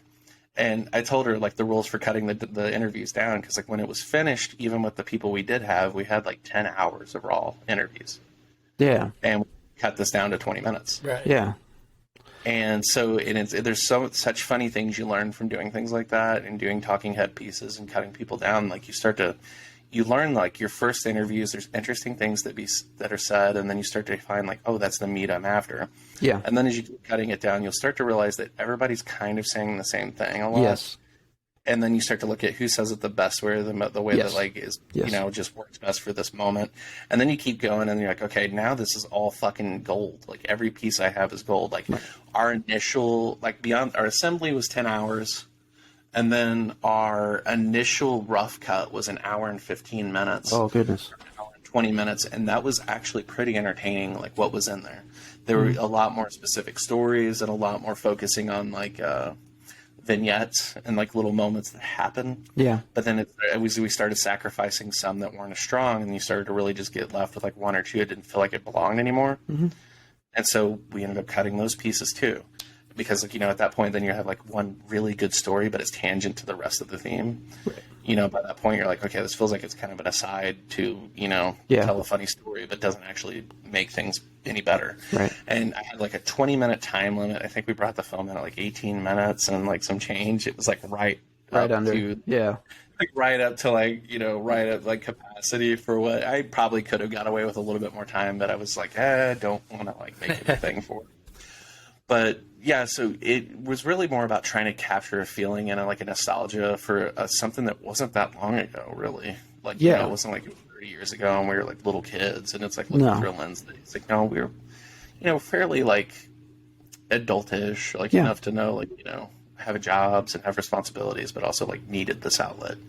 And so whenever, you know, I finished the film, we screened it, went really well with everybody. We ended up screening it at the St. Louis Filmmaker Showcase. But yeah, I mean, it is a really funny thing, Barrett, and it's like one of those things that's been a life lesson with me, and it was also, I mean, I've used this word a couple times today, but definitely a revolutionary moment for me because there's things that happen. So when I did the call to action for everybody, I was just like, man, there's going to be, because the thing that's really hard about that era is it was pre-smartphone. Yeah. So there wasn't like Snapchats and Facebook videos and things to pull. You're like gonna rely on physical media that people had in their possession still yet. Yeah, the amount of people I knew that, you know, like I would go to the shows and I don't know that I would see a single video camera ever. Right. Not usually. You know, like there's some of those shows like you would go to and you would never see, like it would never get captured. It was like, it lived in that moment and it died in that moment. Yeah. And when it was over, like it was just a memory. That was it. And I remember putting that call to action out, like, hey, you know, if you got this, and I had a lot of people step up and say, like, hey, I would love to talk about this. And then early on, I was really just going to try and fill out as many interview possibilities as I could, because typically in the situations you run into, like, maybe this person or the person isn't as articulate, but they'll have something good to say about this or this, and I could use that piece. And just kind of fill the screen up with so many people was the idea. Right. Like, have so many people represent the scene. And what I got was what I got. I mean, and in some cases, and it did come down to, I did have a very tight timeline. And, you know, there is stuff like, you know, like yourself, I had like probably 2 or 3 people that really, really wanted to do it. Yeah. And just things got in the way. And, you know, couldn't. People need to keep in mind, you already laid this groundwork earlier, but you were working full time, you were going to school full time. You were also doing a la carte jobs. I know at the time you were shooting stuff for the city. You were shooting stuff for me, for my businesses. So you had beyond a full plate for yourself, but you had enough of a full plate for 2 or 3 people. So I don't, you know, you don't have to make excuses. You don't have to give anybody an excuse. I'm speaking for you right now, and I'm going to speak something else for you right now too. And that's the fact, if you're giving this man a hard time still yet today, you're holding on to shit, and your problem's with you. Right. Quite frankly. Yeah, and I know some of that backlash you got too was people wanting to live another 15 minutes in the sun. Right. Quite frankly. Right. And that's not what the intent of this whole thing was. No. I think kind of the story that you captured on, the essence of it was, this was a phenomenon that took place in this small town. Maybe it took place in your small town. We're trying to discover the reasons why. Theories were thrown out, but it was left for interpretation for the viewer.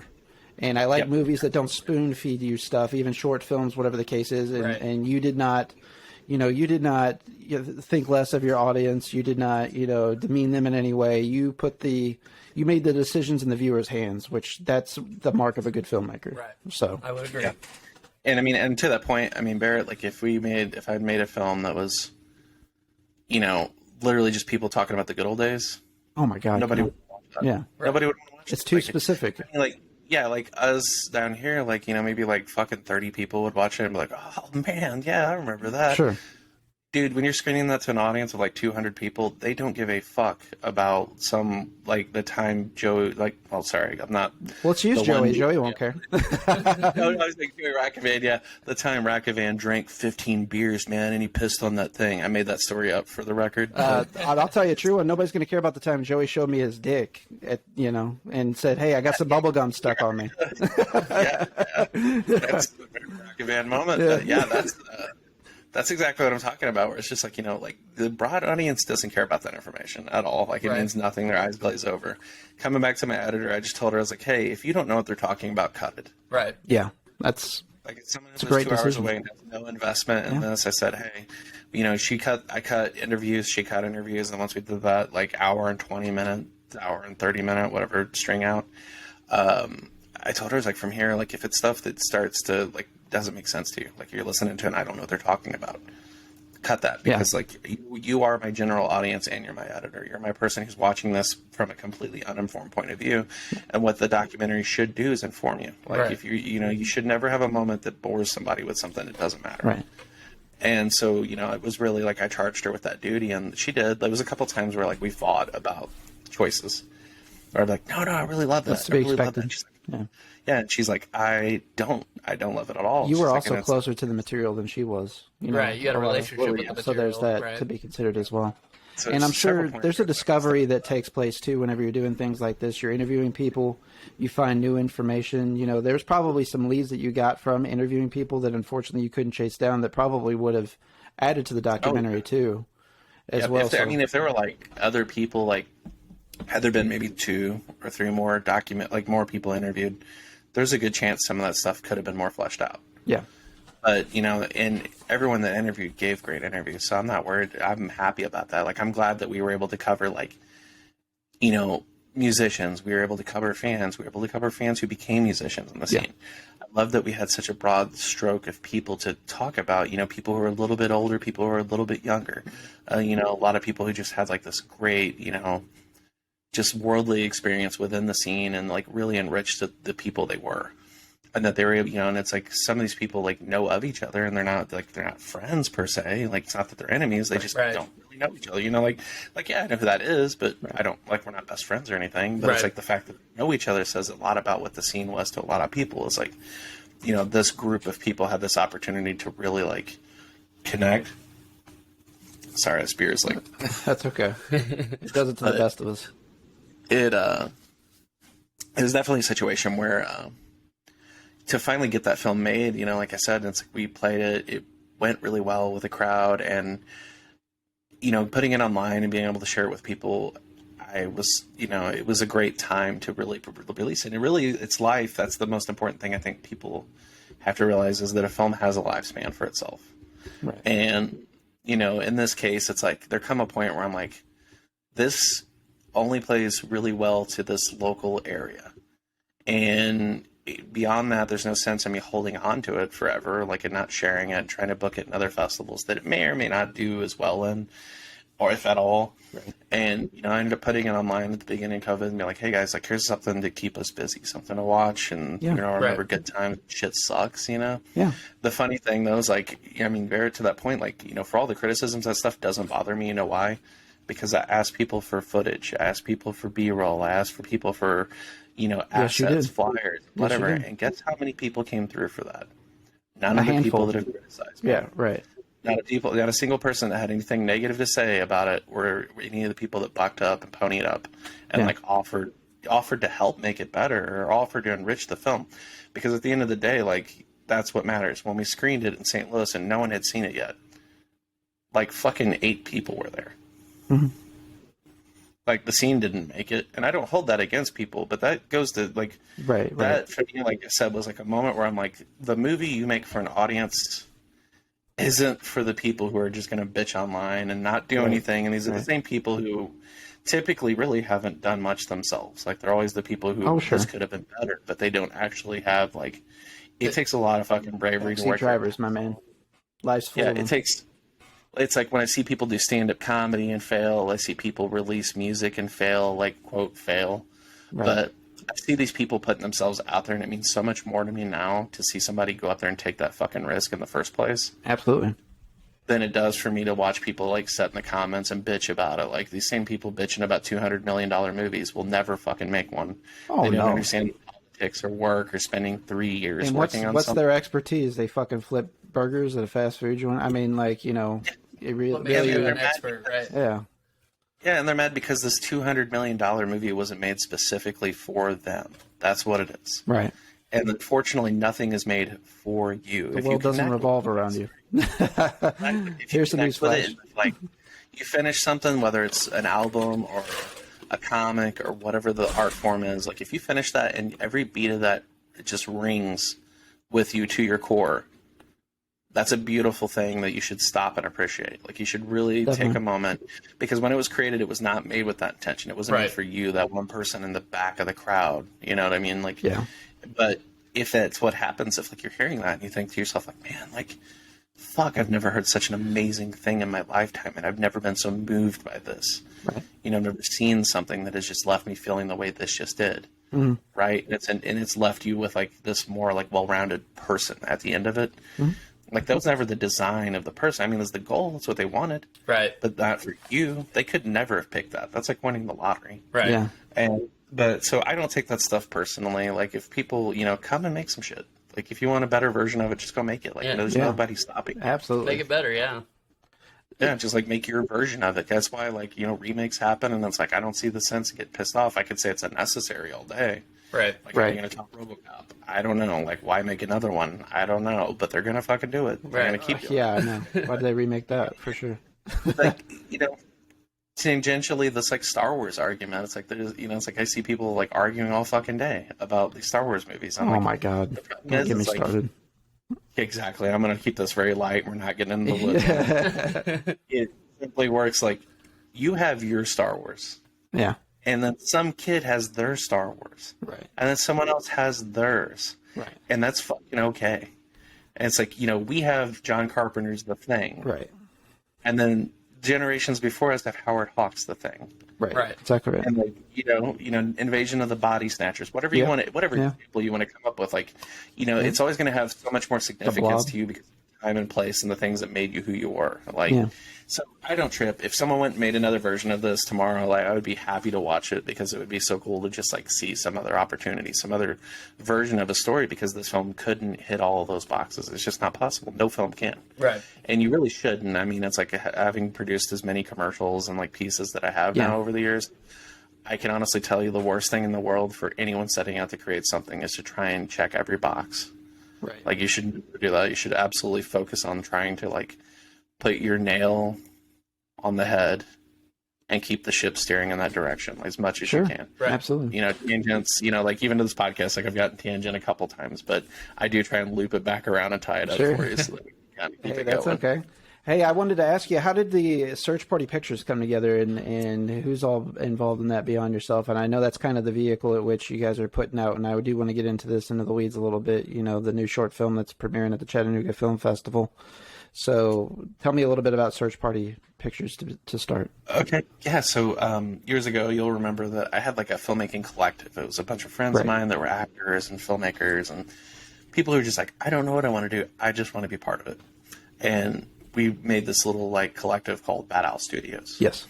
And we would go and we would make little short films. A lot of the stuff you talked about, we kind of put under that banner. Like, I didn't know what to call it. It wasn't a real business. It was just like, you know, hey man, like we all worked on this thing. Cause like myself, like as a director understands that my job is basically just to lead a really, really talented group of people to accomplish something. And like, the more like skill and more like you can trust those people to like, you know, and you share the vision for the project together and you're all in on it. Like that editor I was talking about, I love her to death and I've worked with her for a long time. And to sit there and like, when I talk about arguing about stuff with her, it wasn't like we're like throwing blows at each other. Right. It's like, but no, there was a friendly discourse. A stern, like her stepping up to me. And it's like one of those things I respect whenever it's like, not just to do it, It's just that when you know instinctively, you're like, hey, look, I know that this is the way this needs to be.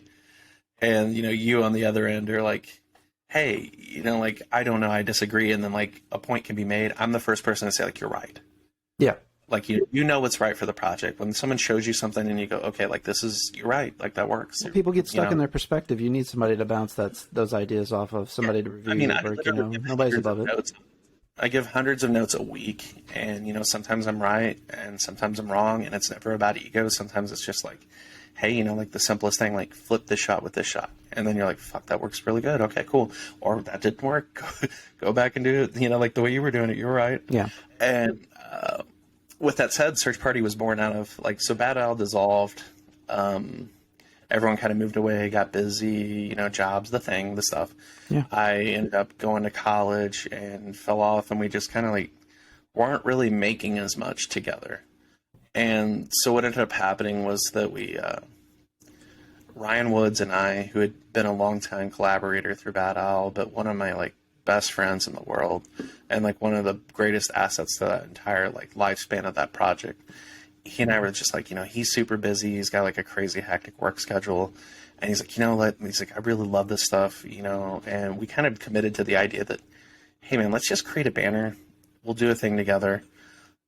And really the idea is instead of producing a whole lot of shit that maybe gets watched, maybe doesn't get watched, whatever, that occasionally, every so often, we go all in on something. We go as fucking hard. We take all the energy you would use, all the resources and all the money you would make making 10 bullshit projects that are really small and scrappy and whatever, and just take all those things and go all in the tank on something a little bit bigger and a little more ambitious.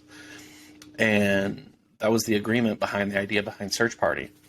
And so since then, it's kind of been we created that right about the time I was finishing school. The idea, the idea was to continue this avenue of stuff. So really when we structured the idea of what happened to the others, so it's I came up with the idea for the story. Ryan and I worked together to develop that story outward and really kind of flesh what it could potentially be if it were to be a full-fledged project. So what ended up happening from there is that I outlined the idea, kicked it over to Ryan. He gave me notes on it. I went through and did a first, scene cards. Yeah, almost like storyboarding. Yeah, to young writers, man, the idea of just sitting down and just fucking going is so appealing. But for myself, because everyone is a little bit different on their process, the value of taking your outline and breaking it down into scene cards so that every scene has a purpose. And if that scene doesn't have value, it doesn't need to be in the film. It doesn't need to be there just to be there. It's an efficiency workflow type thing, Absolutely. It's when we get to the scene, why are we here? What's happening? And then that really helps you look at the story from a top-down point of view. Mm-hmm. And then you can go through that first draft and really fucking build out a pretty strong, vomit draft, essentially, which is, I'm going to put everything on the paper. I don't care if it doesn't make sense or there's continuity errors or whatever. Right. You just fucking just get it on the page. That's the hardest thing. Yeah. And then you go through and, our film's really made, and it's later drafts, that's when you really start to tighten up the stupid shit, or oh, that scene doesn't make sense anymore, or this character needs to be introduced much earlier, or this plot point, or whatever the fuck, writing is what it is. So with what happened to the others, hey, this is the thing we're going to do. So we ended up putting together some money.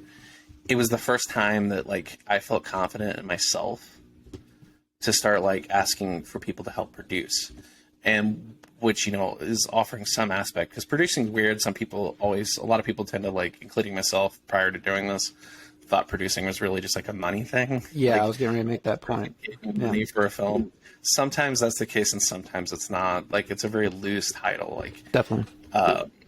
So in some cases, producing is, advisement. In most cases, very hardline producers are helping assemble the film. Right. So they're helping you find cast, figuring out where to go to find, wells of cast and getting these people together, or they're helping you secure locations and permits and insurance. Helping you with the administrative and clerical ends of it. Absolutely, yeah. And to be a good producer is super fucking hard because, it's truly who, what, when, where, why, but to a very high stakes degree. You want to make sure that if your DP is coming in from out of state, that they have a place to stay, they have food for the trip, and they have what they need to survive. They have all the pieces you need, and that yourself, you're also thinking of they're also responsible for hiring the key department with you.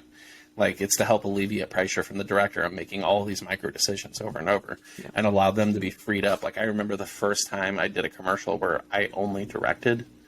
I didn't touch the camera. I didn't produce shit. I didn't have to worry about anything other than executing what we were supposed to do that day. And it was so kind of surreal because like multiple times through the day I would stop and be like, is there other shit I'm supposed to be Yeah, doing? you felt like you were not doing enough. What do I do with my hands? Yeah, it's like, I'm supposed to be like telling somebody something like this is weird. It feels weird, but I'm like, everything's like, it's going okay, right? Because I'm just so used to having a million questions, and like whenever you have like a producer fielding a lot of that stuff, and not like having people come up like, hey, lunch is going to be an hour late, you know, like that conversation. Right. It really frees you up to really focus on your shit. So when we went into this movie, it was part of it. I was like, I'm going to hire. There's this kid, Austin. I mean, he's not really a kid. He's a little bit younger than me, but we followed each other on Instagram. We discovered each other through Horror Hound Weekend in Indianapolis. Mm-hmm. And we started following each other on Instagram. I'm looking at this kid's work, and I'm just like, fuck, he's got, like, it's like he has my eye. Like, for, like, what I look for in an image. Mm-hmm. Like, this kid just, like, this guy, like, gets it. And a huge horror fan, and we spoke the language, and he was just, like, really, like, one-on-one. I'm like, this guy's, like, a carbon copy of me, but just slightly different enough to, like, have, you know. And so, and he lived in Indianapolis, and I was like, hey, you know, would you be interested in working on this film? Like, sending him the script, and he was like, dude, he's like, I'm itching to do some like horror. I've been doing all this other stuff, and like, he's a huge horror fan. He's got the sleeves of tattoos of just horror everywhere. And so he came out, we put the movie together, and we shot it all. And so, like, we shot this movie on the weekend. It was March 20th, 2020. Oh, wow. So literally shot the movie. Yeah. We had some pickups we needed to get.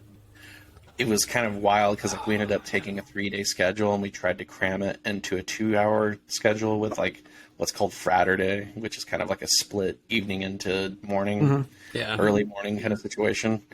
It's a long fucking day to do 16 hours that start at like, you know, 3 p.m. and go till 3 a.m. or whatever, 4 p.m. 4 a.m. Yeah, that's a total bastard move, and I feel really, really bad about that. But it was like the only way we could execute that third day. Right. And so it was like 3 a.m. We're about to go into overtime.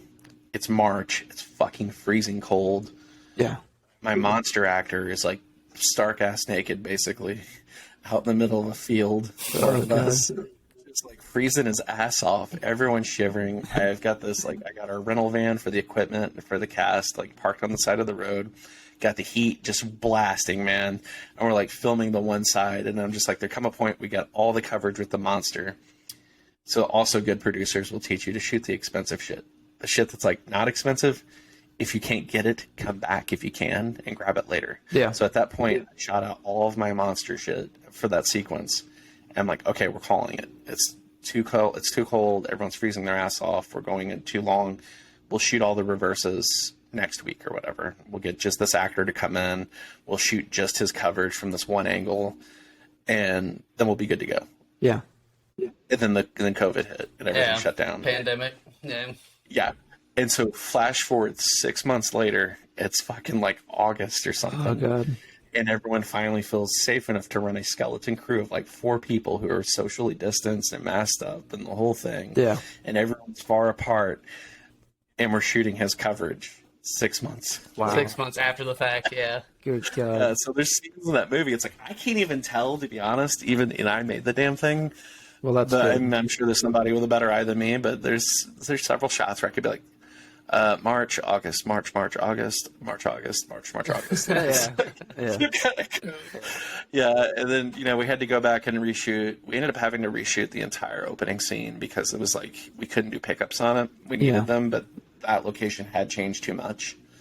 Like, it went from being like really barren and cold in March in a field to like springy, and like you can't hide like flowers. Exactly. You know, yeah, it was too hard. So luckily that was a low stakes reshoot, so we just did that, and then so we ended up just like putting the whole film together like that. It took me quite a while to find like a sound mixer that I really thought could do the movie a great job. Like, that's kind of a hard role to find. Like, I didn't realize like not just sound mixer, but like sound design, like somebody who could really like, you know, for me, like I had a mix done. I didn't quite love it. For me, like it was missing a lot of the sub frequency stuff that you really want from a movie, like the stuff you feel on the low end and like the shit that like especially a horror. Lot more. Oh yeah. Horror without like low end is just like, it feels like it's empty. And so I finally got that guy, and so we finished the movie. And since then, like we've also expanded into like reaching out into filmmakers who like fit what our search party mission is, which is to like represent like genre films and take a risk on like, you know, horror and stuff like that. But you have to have a really strong voice. Like you know, we don't take open submissions. It has to be through like a series of like, you know, people. It has to be like vetted, really. Yeah, I was like, going to say a vetting process. You know, it's like everyone has a script, I've learned, and it's really like, you know, if you know somebody who knows me or whatever, and like you feel like that project might work, kick it over. We don't have like, we're not rich, but it's like we can nuts and bolts some shit and might be able to make a good film out of it. Like if the project's just right and we can make it happen. So instance, like there's a local filmmaker in the St. Louis area named Mondo Franco. He wrote this killer script called Bruja that is about, so there's a pretty big twist in it. It's pretty amazing. It was like a little 9-page contained thriller. Mm-hmm. No blood, no cussing, which that stuff doesn't bother me, but that's a sign of a hallmark of a good writer to me. Yeah. It's like if you could write something that's captivating. You can watch, he's working in these constraints. Yeah. Right. Yeah. So that when that stuff happens, it's a release. Like you realize it's like the pressure the valve finally pops, you know? Exactly. Instead of like, you know, even early me was like, fuck, like how fast can we get to the blood? Sure. You know, it's like, now I'm like, you know, how much can I keep people on the hook and keep poking them, pushing them until finally like it pays off to let that happen. Right. But yeah, so Mondo had sent me the script and I read it, which is like, fuck man, this is perfect. Like this is a perfect script. Like I want to make this movie. So I ended up DPing it for him. Ryan and I produced it under the Search Party banner and, you know, co-produced with him and was able to make the film, and it's in post-production being edited right now. So awesome. Like that's, you know, it was a really cool opportunity and I can't wait for that to finally be finished so that we can get it around for people to see. Like that's cool. The performances are absolutely incredible. Mondo did such a good job directing the film. Like it's a great piece of work. That's awesome. Well, you know, we'll share the crap out of it when it's out. Yeah, so I want to talk a little bit more about what happened to the others too. So when did you guys finally finish shooting? I know you talked about some of the shooting issues and COVID and everything else, but when did you guys finally finish shooting that? We did that final pickup scene. Man, I can't even remember when we did that. Like we ended up having like COVID really like slowed production. It did to even everybody in the movie industry. Well, multiple industries, of course. They don't want to. Yeah, and without having like a huge capital venture behind you, or like there's so much money on the line that like you can't risk it. When it's like just nuts and bolts filmmaking, where you're like, hey man, like I have a little bit of money. You know, it's like I hold a day job. I'm not remotely rich. Like, right. You know, it's like, it's sacrificing things for me to make a film. I have to give up luxuries that people like love to have. Like, you know, right. And so when it comes time to do that, it's like I have to really believe in what we're doing. Like I have to believe it's worth sacrificing the stuff for. So, you know, when COVID came around, like it was like, you know, like I'd had failed projects before, not many, and oftentimes it was just shit that was like I've learned from big time. Yeah.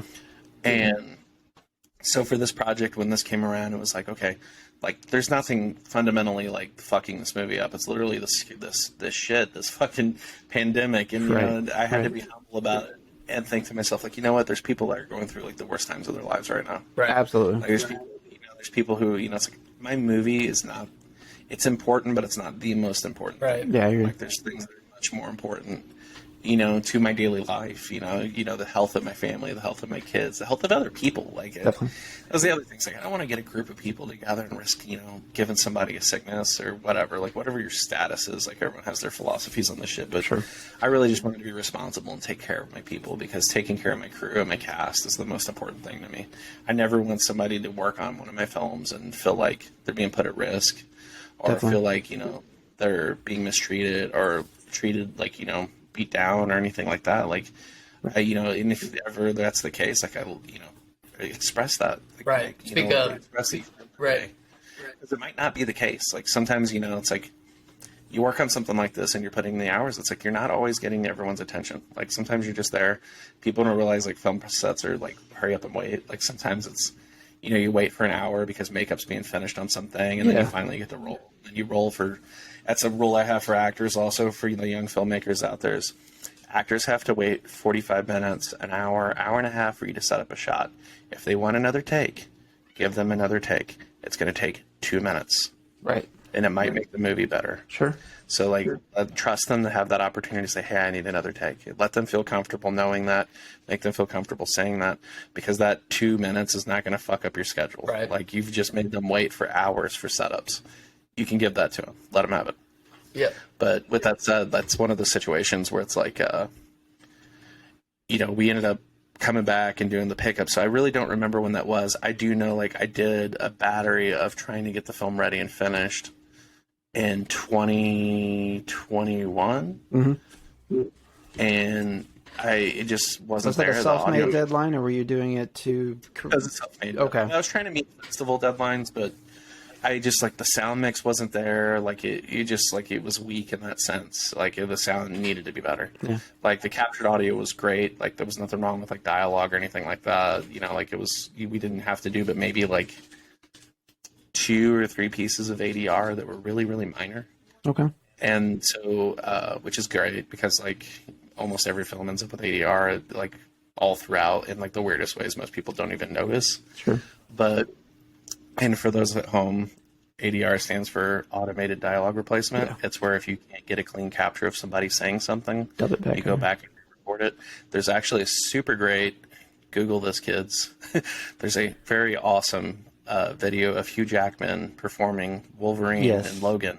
Yes. Doing the ADR for it. And it's actually really great. I've seen that. It's great. He's like growling and running and screaming, and he's like standing in place doing the punches, but on screen you see like that. Like, that's exactly what that is. Yeah, that's awesome. It's very common in action films, in particular, horror, whatever. Funniest things, like, sometimes they even hire like people who just happen to sound like those performers to come in and do like grunts and kicks and moans. And, you know, what's called efforts, where they just come in and do things that's like nonverbal.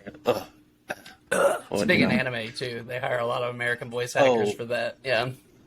Yep. And you just don't want to pay them the rate to come in and just go, yeah. Or they can't be bothered with it. Like, if it's some posh British actor is going to be like, fuck you. Yeah.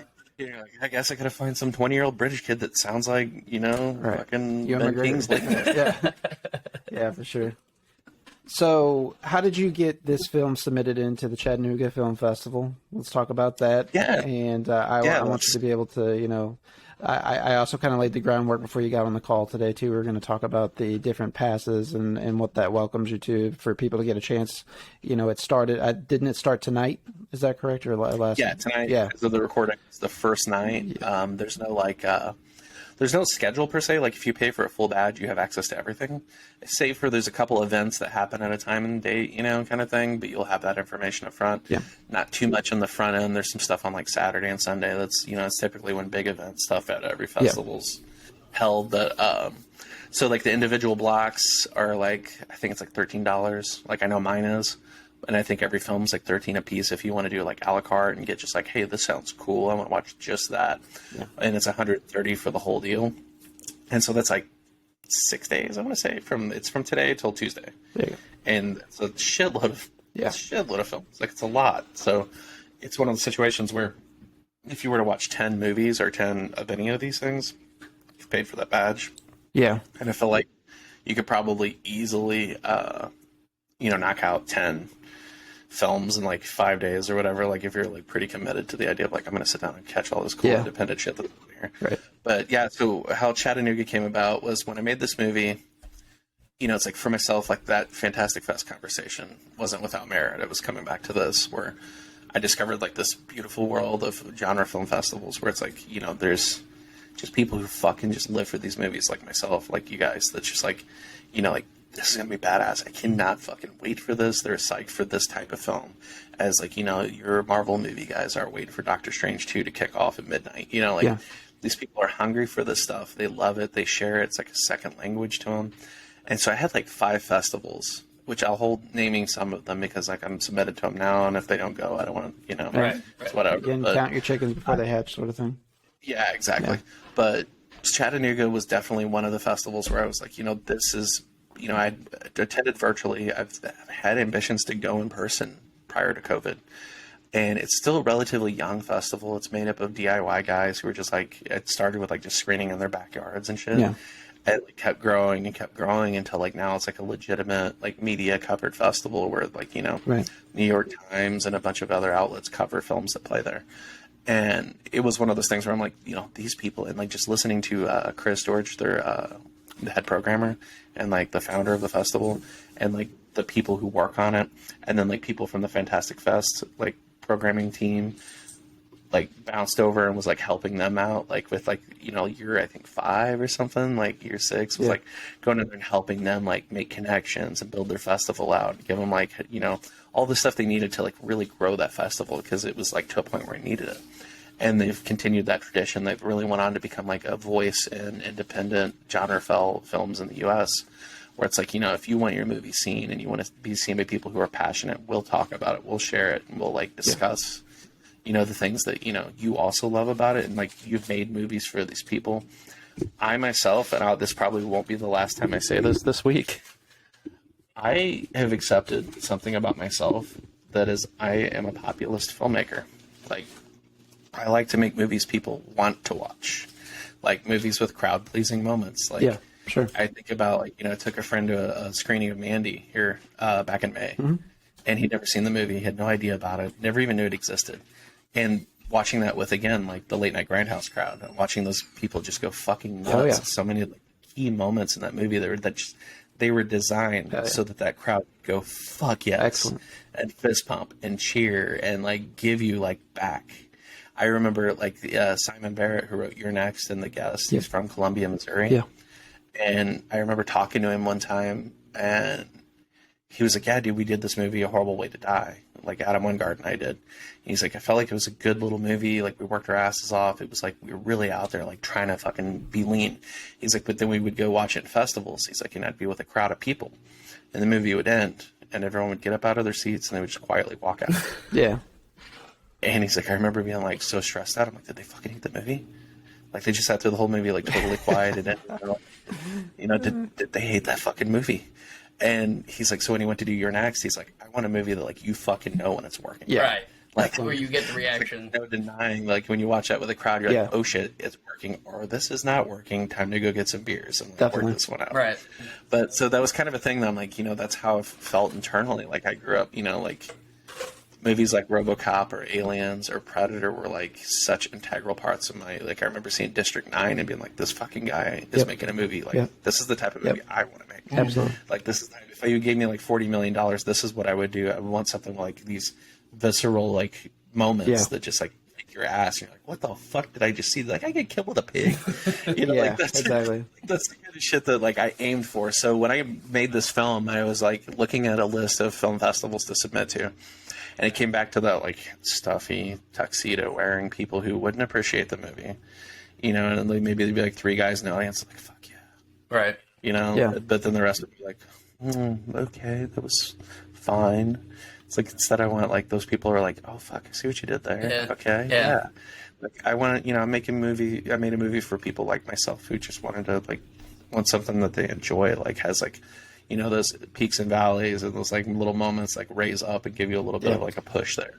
And so Chattanooga was absolutely in my like that list of 5 festivals that I'm like, this is who I want this to play for. Like, if I could be in that crowd with those people, this is who I'd want to share that moment with. Right.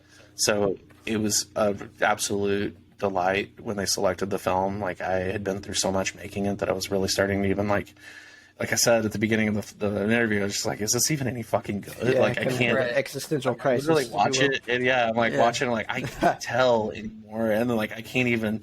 And then as a creative person, and you guys can attest this, you said it to people, and they're like, oh no, it's great. And you're like, but you're my friend. You're just fucking telling me that all the time, my man, all the time. And you end up in this permanent loop of like, I suck, and then someone tells you you're great, and you're like, no, you try and convince them you suck, and it just keeps being this like endless loop of whatever, you know. Yeah. Right. I remember telling someone, like, I fooled them, didn't I? They thought that. It's like my favorite go-to joke anytime someone praises me. It's like, God, I'm fooled now, don't I? But yeah, I mean, they selected it, and it's perfect. It's exactly where I want it to be. Like, it's, you know, going to be really great. The festival, you know, to run down that, like, you can select anything you want. There's some super great shit playing. David Lawson has got a film that he produced playing. God, I'm blanking on the title. I think it's called The Ones You Didn't Burn. and he famously has helped Justin Benson and Aaron Moorhead Oh, with their okay. films, producing I them. guess So from the he's Endless produced, like, their and recent, the Spring. Yep, and their recent film In the Dirt, which played Sundance, but hasn't. I don't know what's going on with the release for that, but that was the movie they made during COVID. The crew was literally those two guys and David Lawson. Like, that's it. That's wild.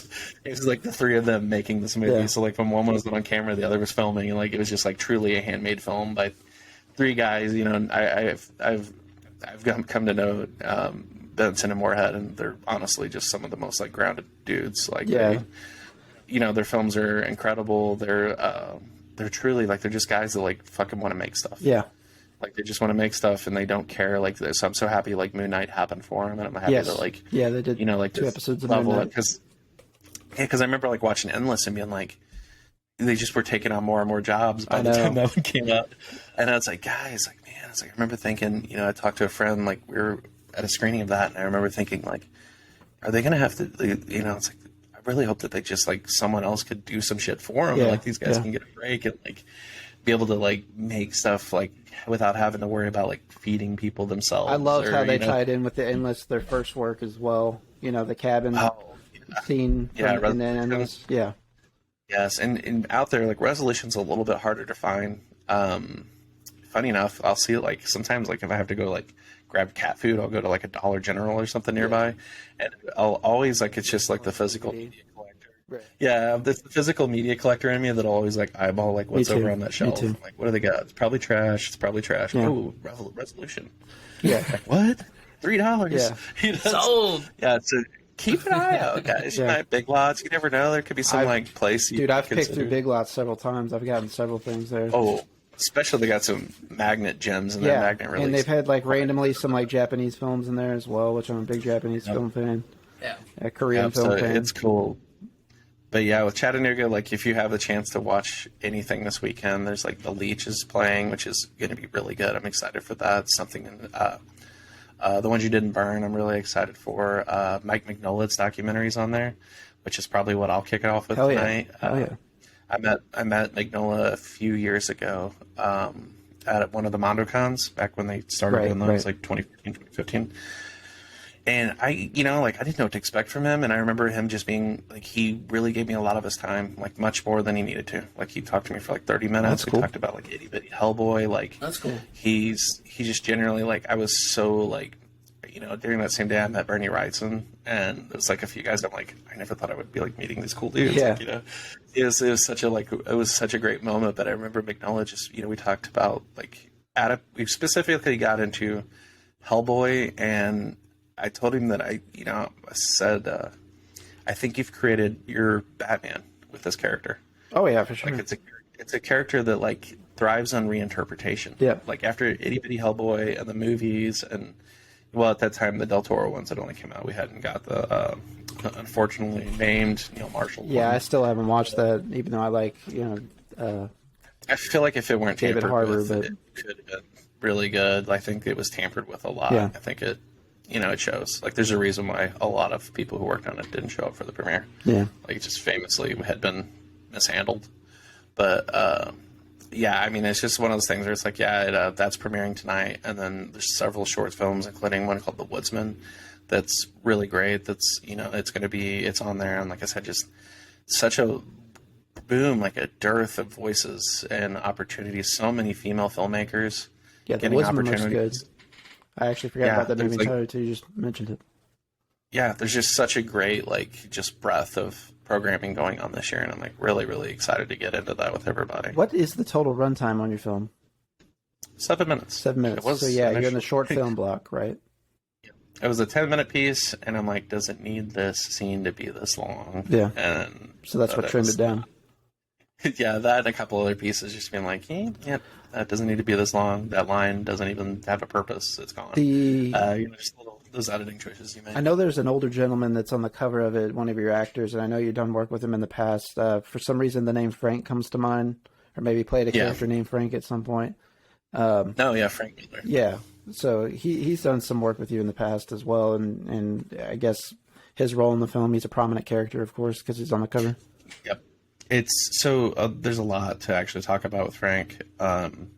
So Frank I'd come to meet through the Mac theater department through other people, and man, it's like I remember just seeing him perform for the first time and being like, this guy has such like gravitas. Like sometimes you know, like movies are littered with these amazing actors that usually like really great character actors that show up in a scene, like a Harry Dean Stanton type, Right. that just shows up and they're in the scene, like there may be 2 scenes in the whole movie, but they're what give that movie like its legitimacy. Right. They like make the world feel real, and they feel because they look like somebody you would know. Definitely. You know, they don't have like perfect faces. They don't have, you know, movie star good looks. Right. But what they do have is such a presence that like grounds a film in a way that's really significant. Makes you feel like, you know, it gives authority. It gives like realness to everything. Early Philip can Seymour read it. Hoffman work is a great Right. example. Yeah, yeah, Boogie yeah. Nights and I remember Happiness. seeing Frank in a play and thinking like fuck, this guy's good, and like he was so good because he wasn't trying to do too much. Right. And then I ended up meeting him and his son Ian, and getting to know him fairly well, and finding out he's like, yeah, he did theater when he was in the Army back in the '60s. He served in Vietnam. Like this dude had been around the block Man. and seen some shit. what a story. Yeah. And you know, I'm like, you know, like it's like, and you're still so committed to the theater, like you're just like, you know, like to me, it's like you think somebody would go through that, and it's like maybe they wouldn't, you know, maybe, you know, most of the Vietnam vets I know, theater is like the last thing on their mind. Right. Like, you know, Yeah. but this guy was such a creator, and he was like a legitimate like genius, and I don't throw that word around lightly. He was so fucking brilliant, Yeah. and I'd work any opportunity I had to put him in something, even if I just had to like fucking cram him in there somewhere for like a second. I'm like getting Frank in there, and so when I went to make this movie, like what happened to the others, like in a nutshell, like the idea of the film is it's born out of the idea of intergenerational trauma. Like what happens with, you know, I sometimes, like, you know, like I said, I had to work at the prison, and there was stuff that came out of that thought process, that there's ideas I have that I thought about I can see it. so much more that I never would have thought about, like, you know, like very human kind of things. Yeah. Like I remember standing in spots, and like sometimes, you know, like even like places aren't inside of our prison, say like there's that Civil War reenactment thing, you know, Yeah, talking I don't about know. Palanam. right down Arcade. Yep. Yeah. Yeah, spaces like that, and it's like you think to yourself like horrible things have happened where I'm standing. Right. Oh yeah, for sure. Not where I'm at right, you know, not in this moment, but like it's happened. Like there's been blood spilled here. There's been people die horrific deaths here. Yeah. You know, or you go to like, you know, someone you know passed away in a car crash, and you look at the site, and it's innocuous. Right. And it's so strange. Like you look at it and you think like this is history now. Mhm. Like these things don't, you know, you listen to people talk about Pearl Harbor, or, you know, the Great Depression, like older people, and it seems so distant in the rearview mirror that it can never come back to you. Right. And the irony is I remember packaging this movie together and pulling together my team, and like my production designer, my art director were these 2 theater girls, and they really impressed me. Like they came forward. I met them through the theater department.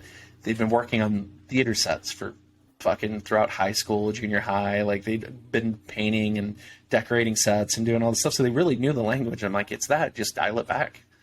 Like you're still doing the same thing. Like you're presenting for a scene. Right. Yeah. Right. You'll have a little bit more, but it's like it just doesn't need to be as bright, as punchy. It could be a lot more subtle, and they're very like fluid and, you know, filmmaking speak, so they knew exactly what I was talking about.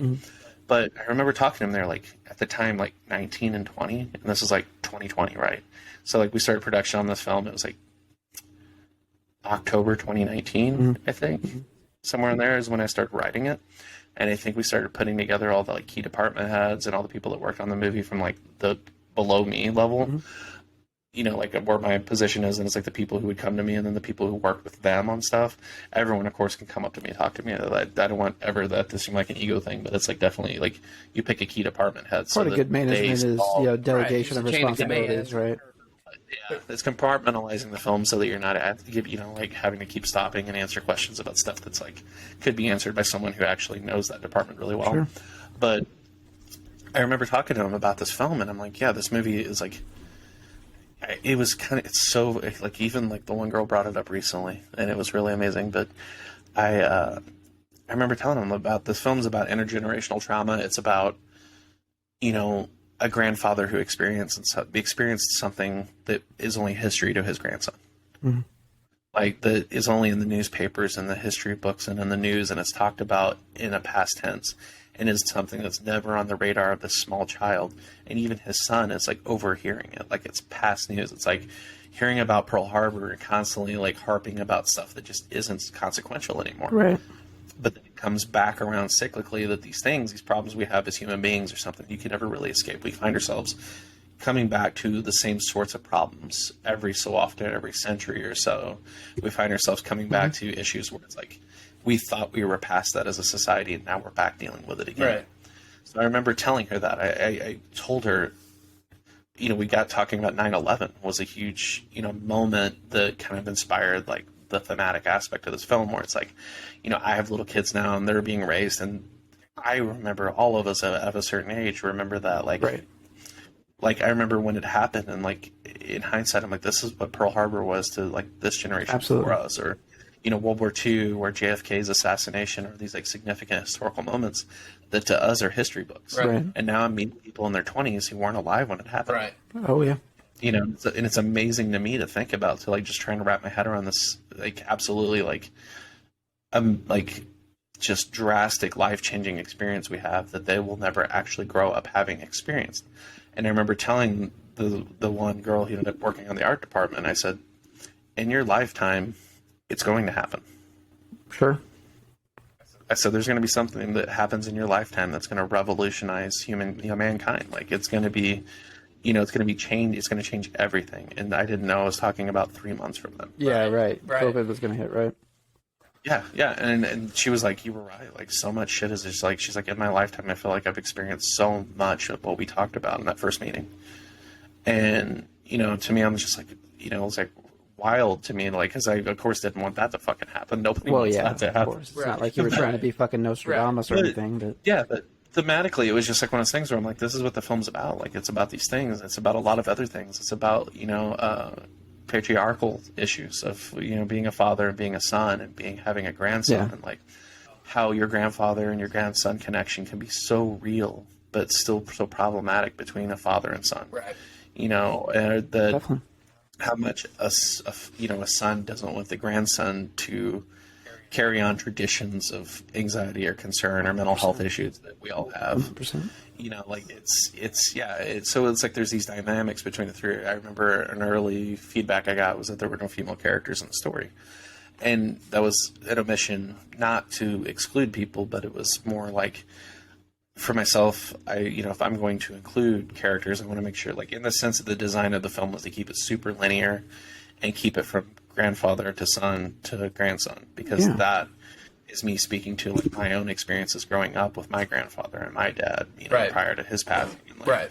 having those things that, you know, you look at and you're like, this is what I struggled with. This is what I personally understood as a conflict within myself. Yeah. And I'm going to exercise these emotions out into these characters and breathe life into them. But Frank was the absolute best casting for that character. He, to me, gave it that sense of like sadness and heartbreak that needed to happen, like that fear for the future of his own family, for something. Well, his at the time it was- experiences seasoned him also too, to be able to convey that character. Whether there was intent behind that decision, you know, I'm not saying you made that decision based on that, but you know, just from everything, yeah, no, I didn't even know the definitely. backstory really of his personal life until you just told it to me. But it just makes all the sense in the world now. Right. Oh yeah. He 100% was clocked in on that character. He knew exactly what that character needed to be, and you know, he was able to bring that. Like, you know, I told him, like, as somebody who went through all the shit he'd been through, like, clearly it was like, oh yeah, like, you know, and his son, you know, the last thing he'd ever want his son to do is like, you know, enlist in the army and go through the shit he had to go through at a young age. Right. And you know, his son, you know, has such a like beautiful, like, you know, just loves his dad, like truly loved him. And you know, Frank passed away this year, like not all that long ago. Yeah. From cancer he'd been battling for the last year. And it's really bittersweet to have the film being released, and you know, hopefully like people love it and they love Frank in it, and you know, they're able to see like what he really wanted to do, because it is a pretty subtle performance. Like, he's not trying to chew the scene, and he's not trying to steal the show from the other actors. He's so in the groove of what we were trying to do that it's like, I hope that people realize how much of that was a choice. you know, because Frank is a larger than life person. He was a really funny guy and like really like outgoing and like wicked sense of humor. And, you know, so the character is very much like, it's a version of Frank, but it's not like it's not Frank in the way that we knew it. Right.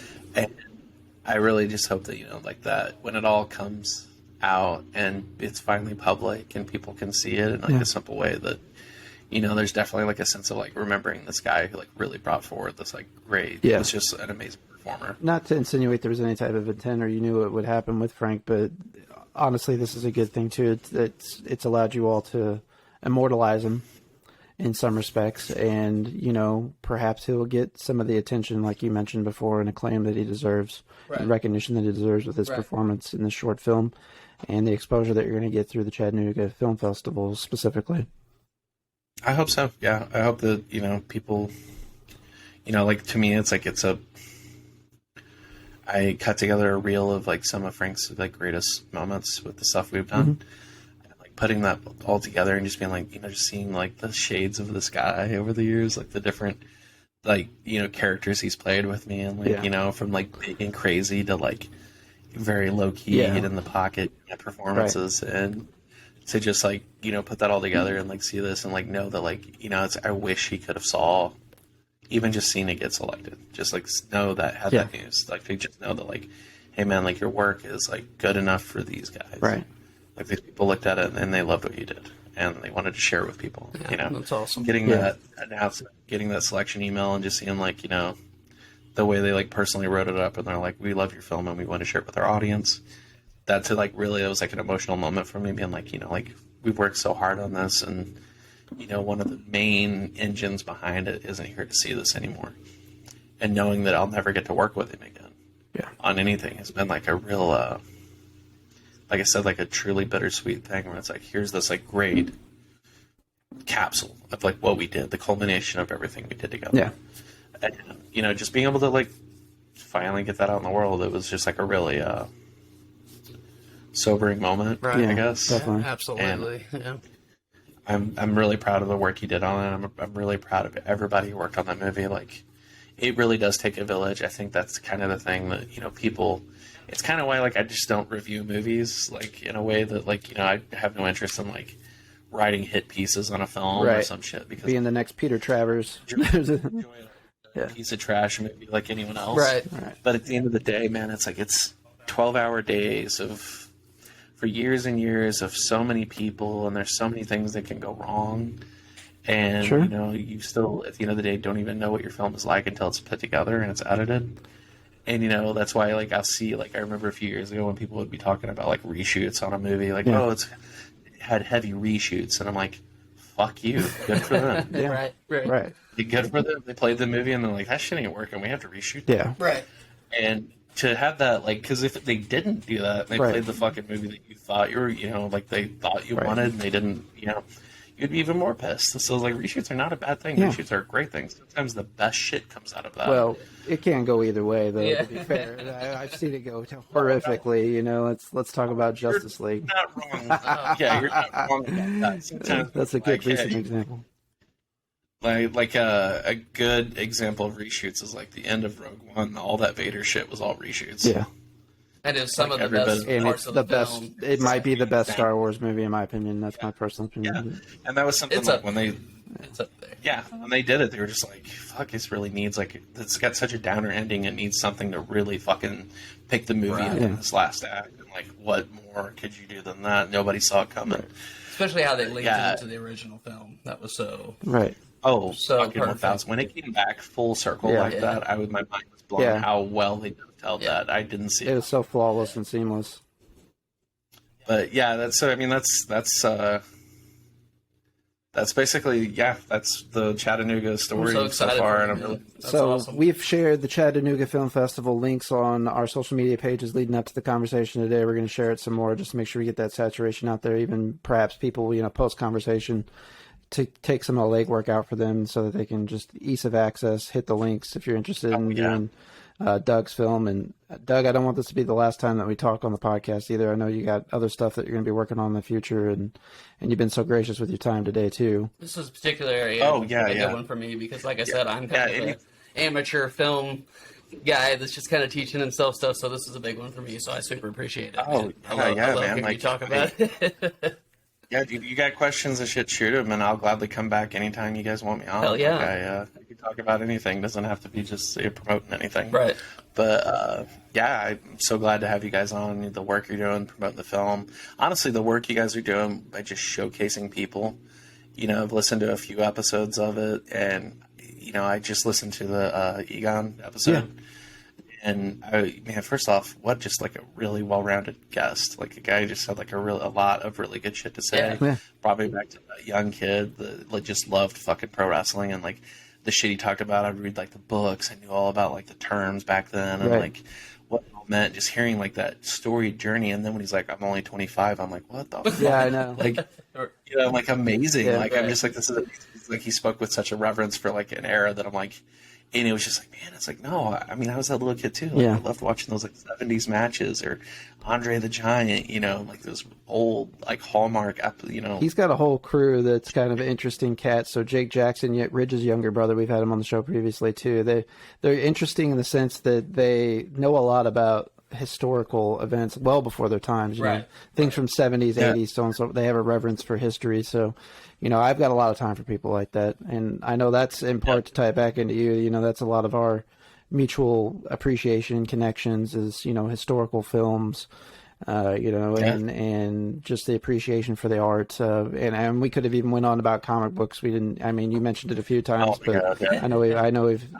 It's a 10-hour. Yeah, podcast. and we've got to talk about Vulgar Cat sometime whenever we get a little bit more time because I really enjoyed that. You and Joey sharing your work with me and you know, I hope that sees the light of the day again sometime. I know you're a busy guy, but I really enjoyed it personally. I love the artwork, love the concept. That was a great time. But Doug, thank you very much, sir, for your time. Thank you so much, Doug. Appreciate it, man. And Dude, thank you guys so much for everything you're doing. I really appreciate it. You guys are killing it. We appreciate you, sir, and you make our job easy because we enjoy the work that you do. For sure. Thanks, dude. You guys be All right, good. man. care, Take sir. care, buddy. Thank you. All right. This is Barrett from the ATI podcast. Each week, Josh and I discuss current events, pop culture, music, TV, movies, politics, sports. Nothing is out of bounds. You can also tune in to learn about rising artists, small businesses. Whether it's music, graphic design, filmmaking, or even a brick-and-mortar mom-and-pop shop, we will be spotlighting folks and their endeavors. Listen to us on Spotify, Apple Podcasts, Google Podcasts, Amazon Music, Anchor, or anywhere you enjoy your podcasts. Just search ATI Podcast. We would like to thank you for your continued support, and as always, please stay safe out there.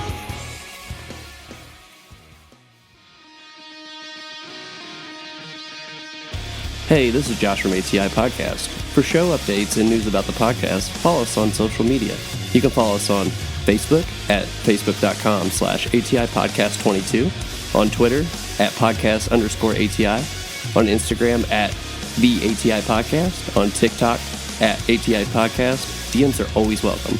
Have a question for the show? You can always email us at atipodcastquestions@gmail.com. Stay safe out there.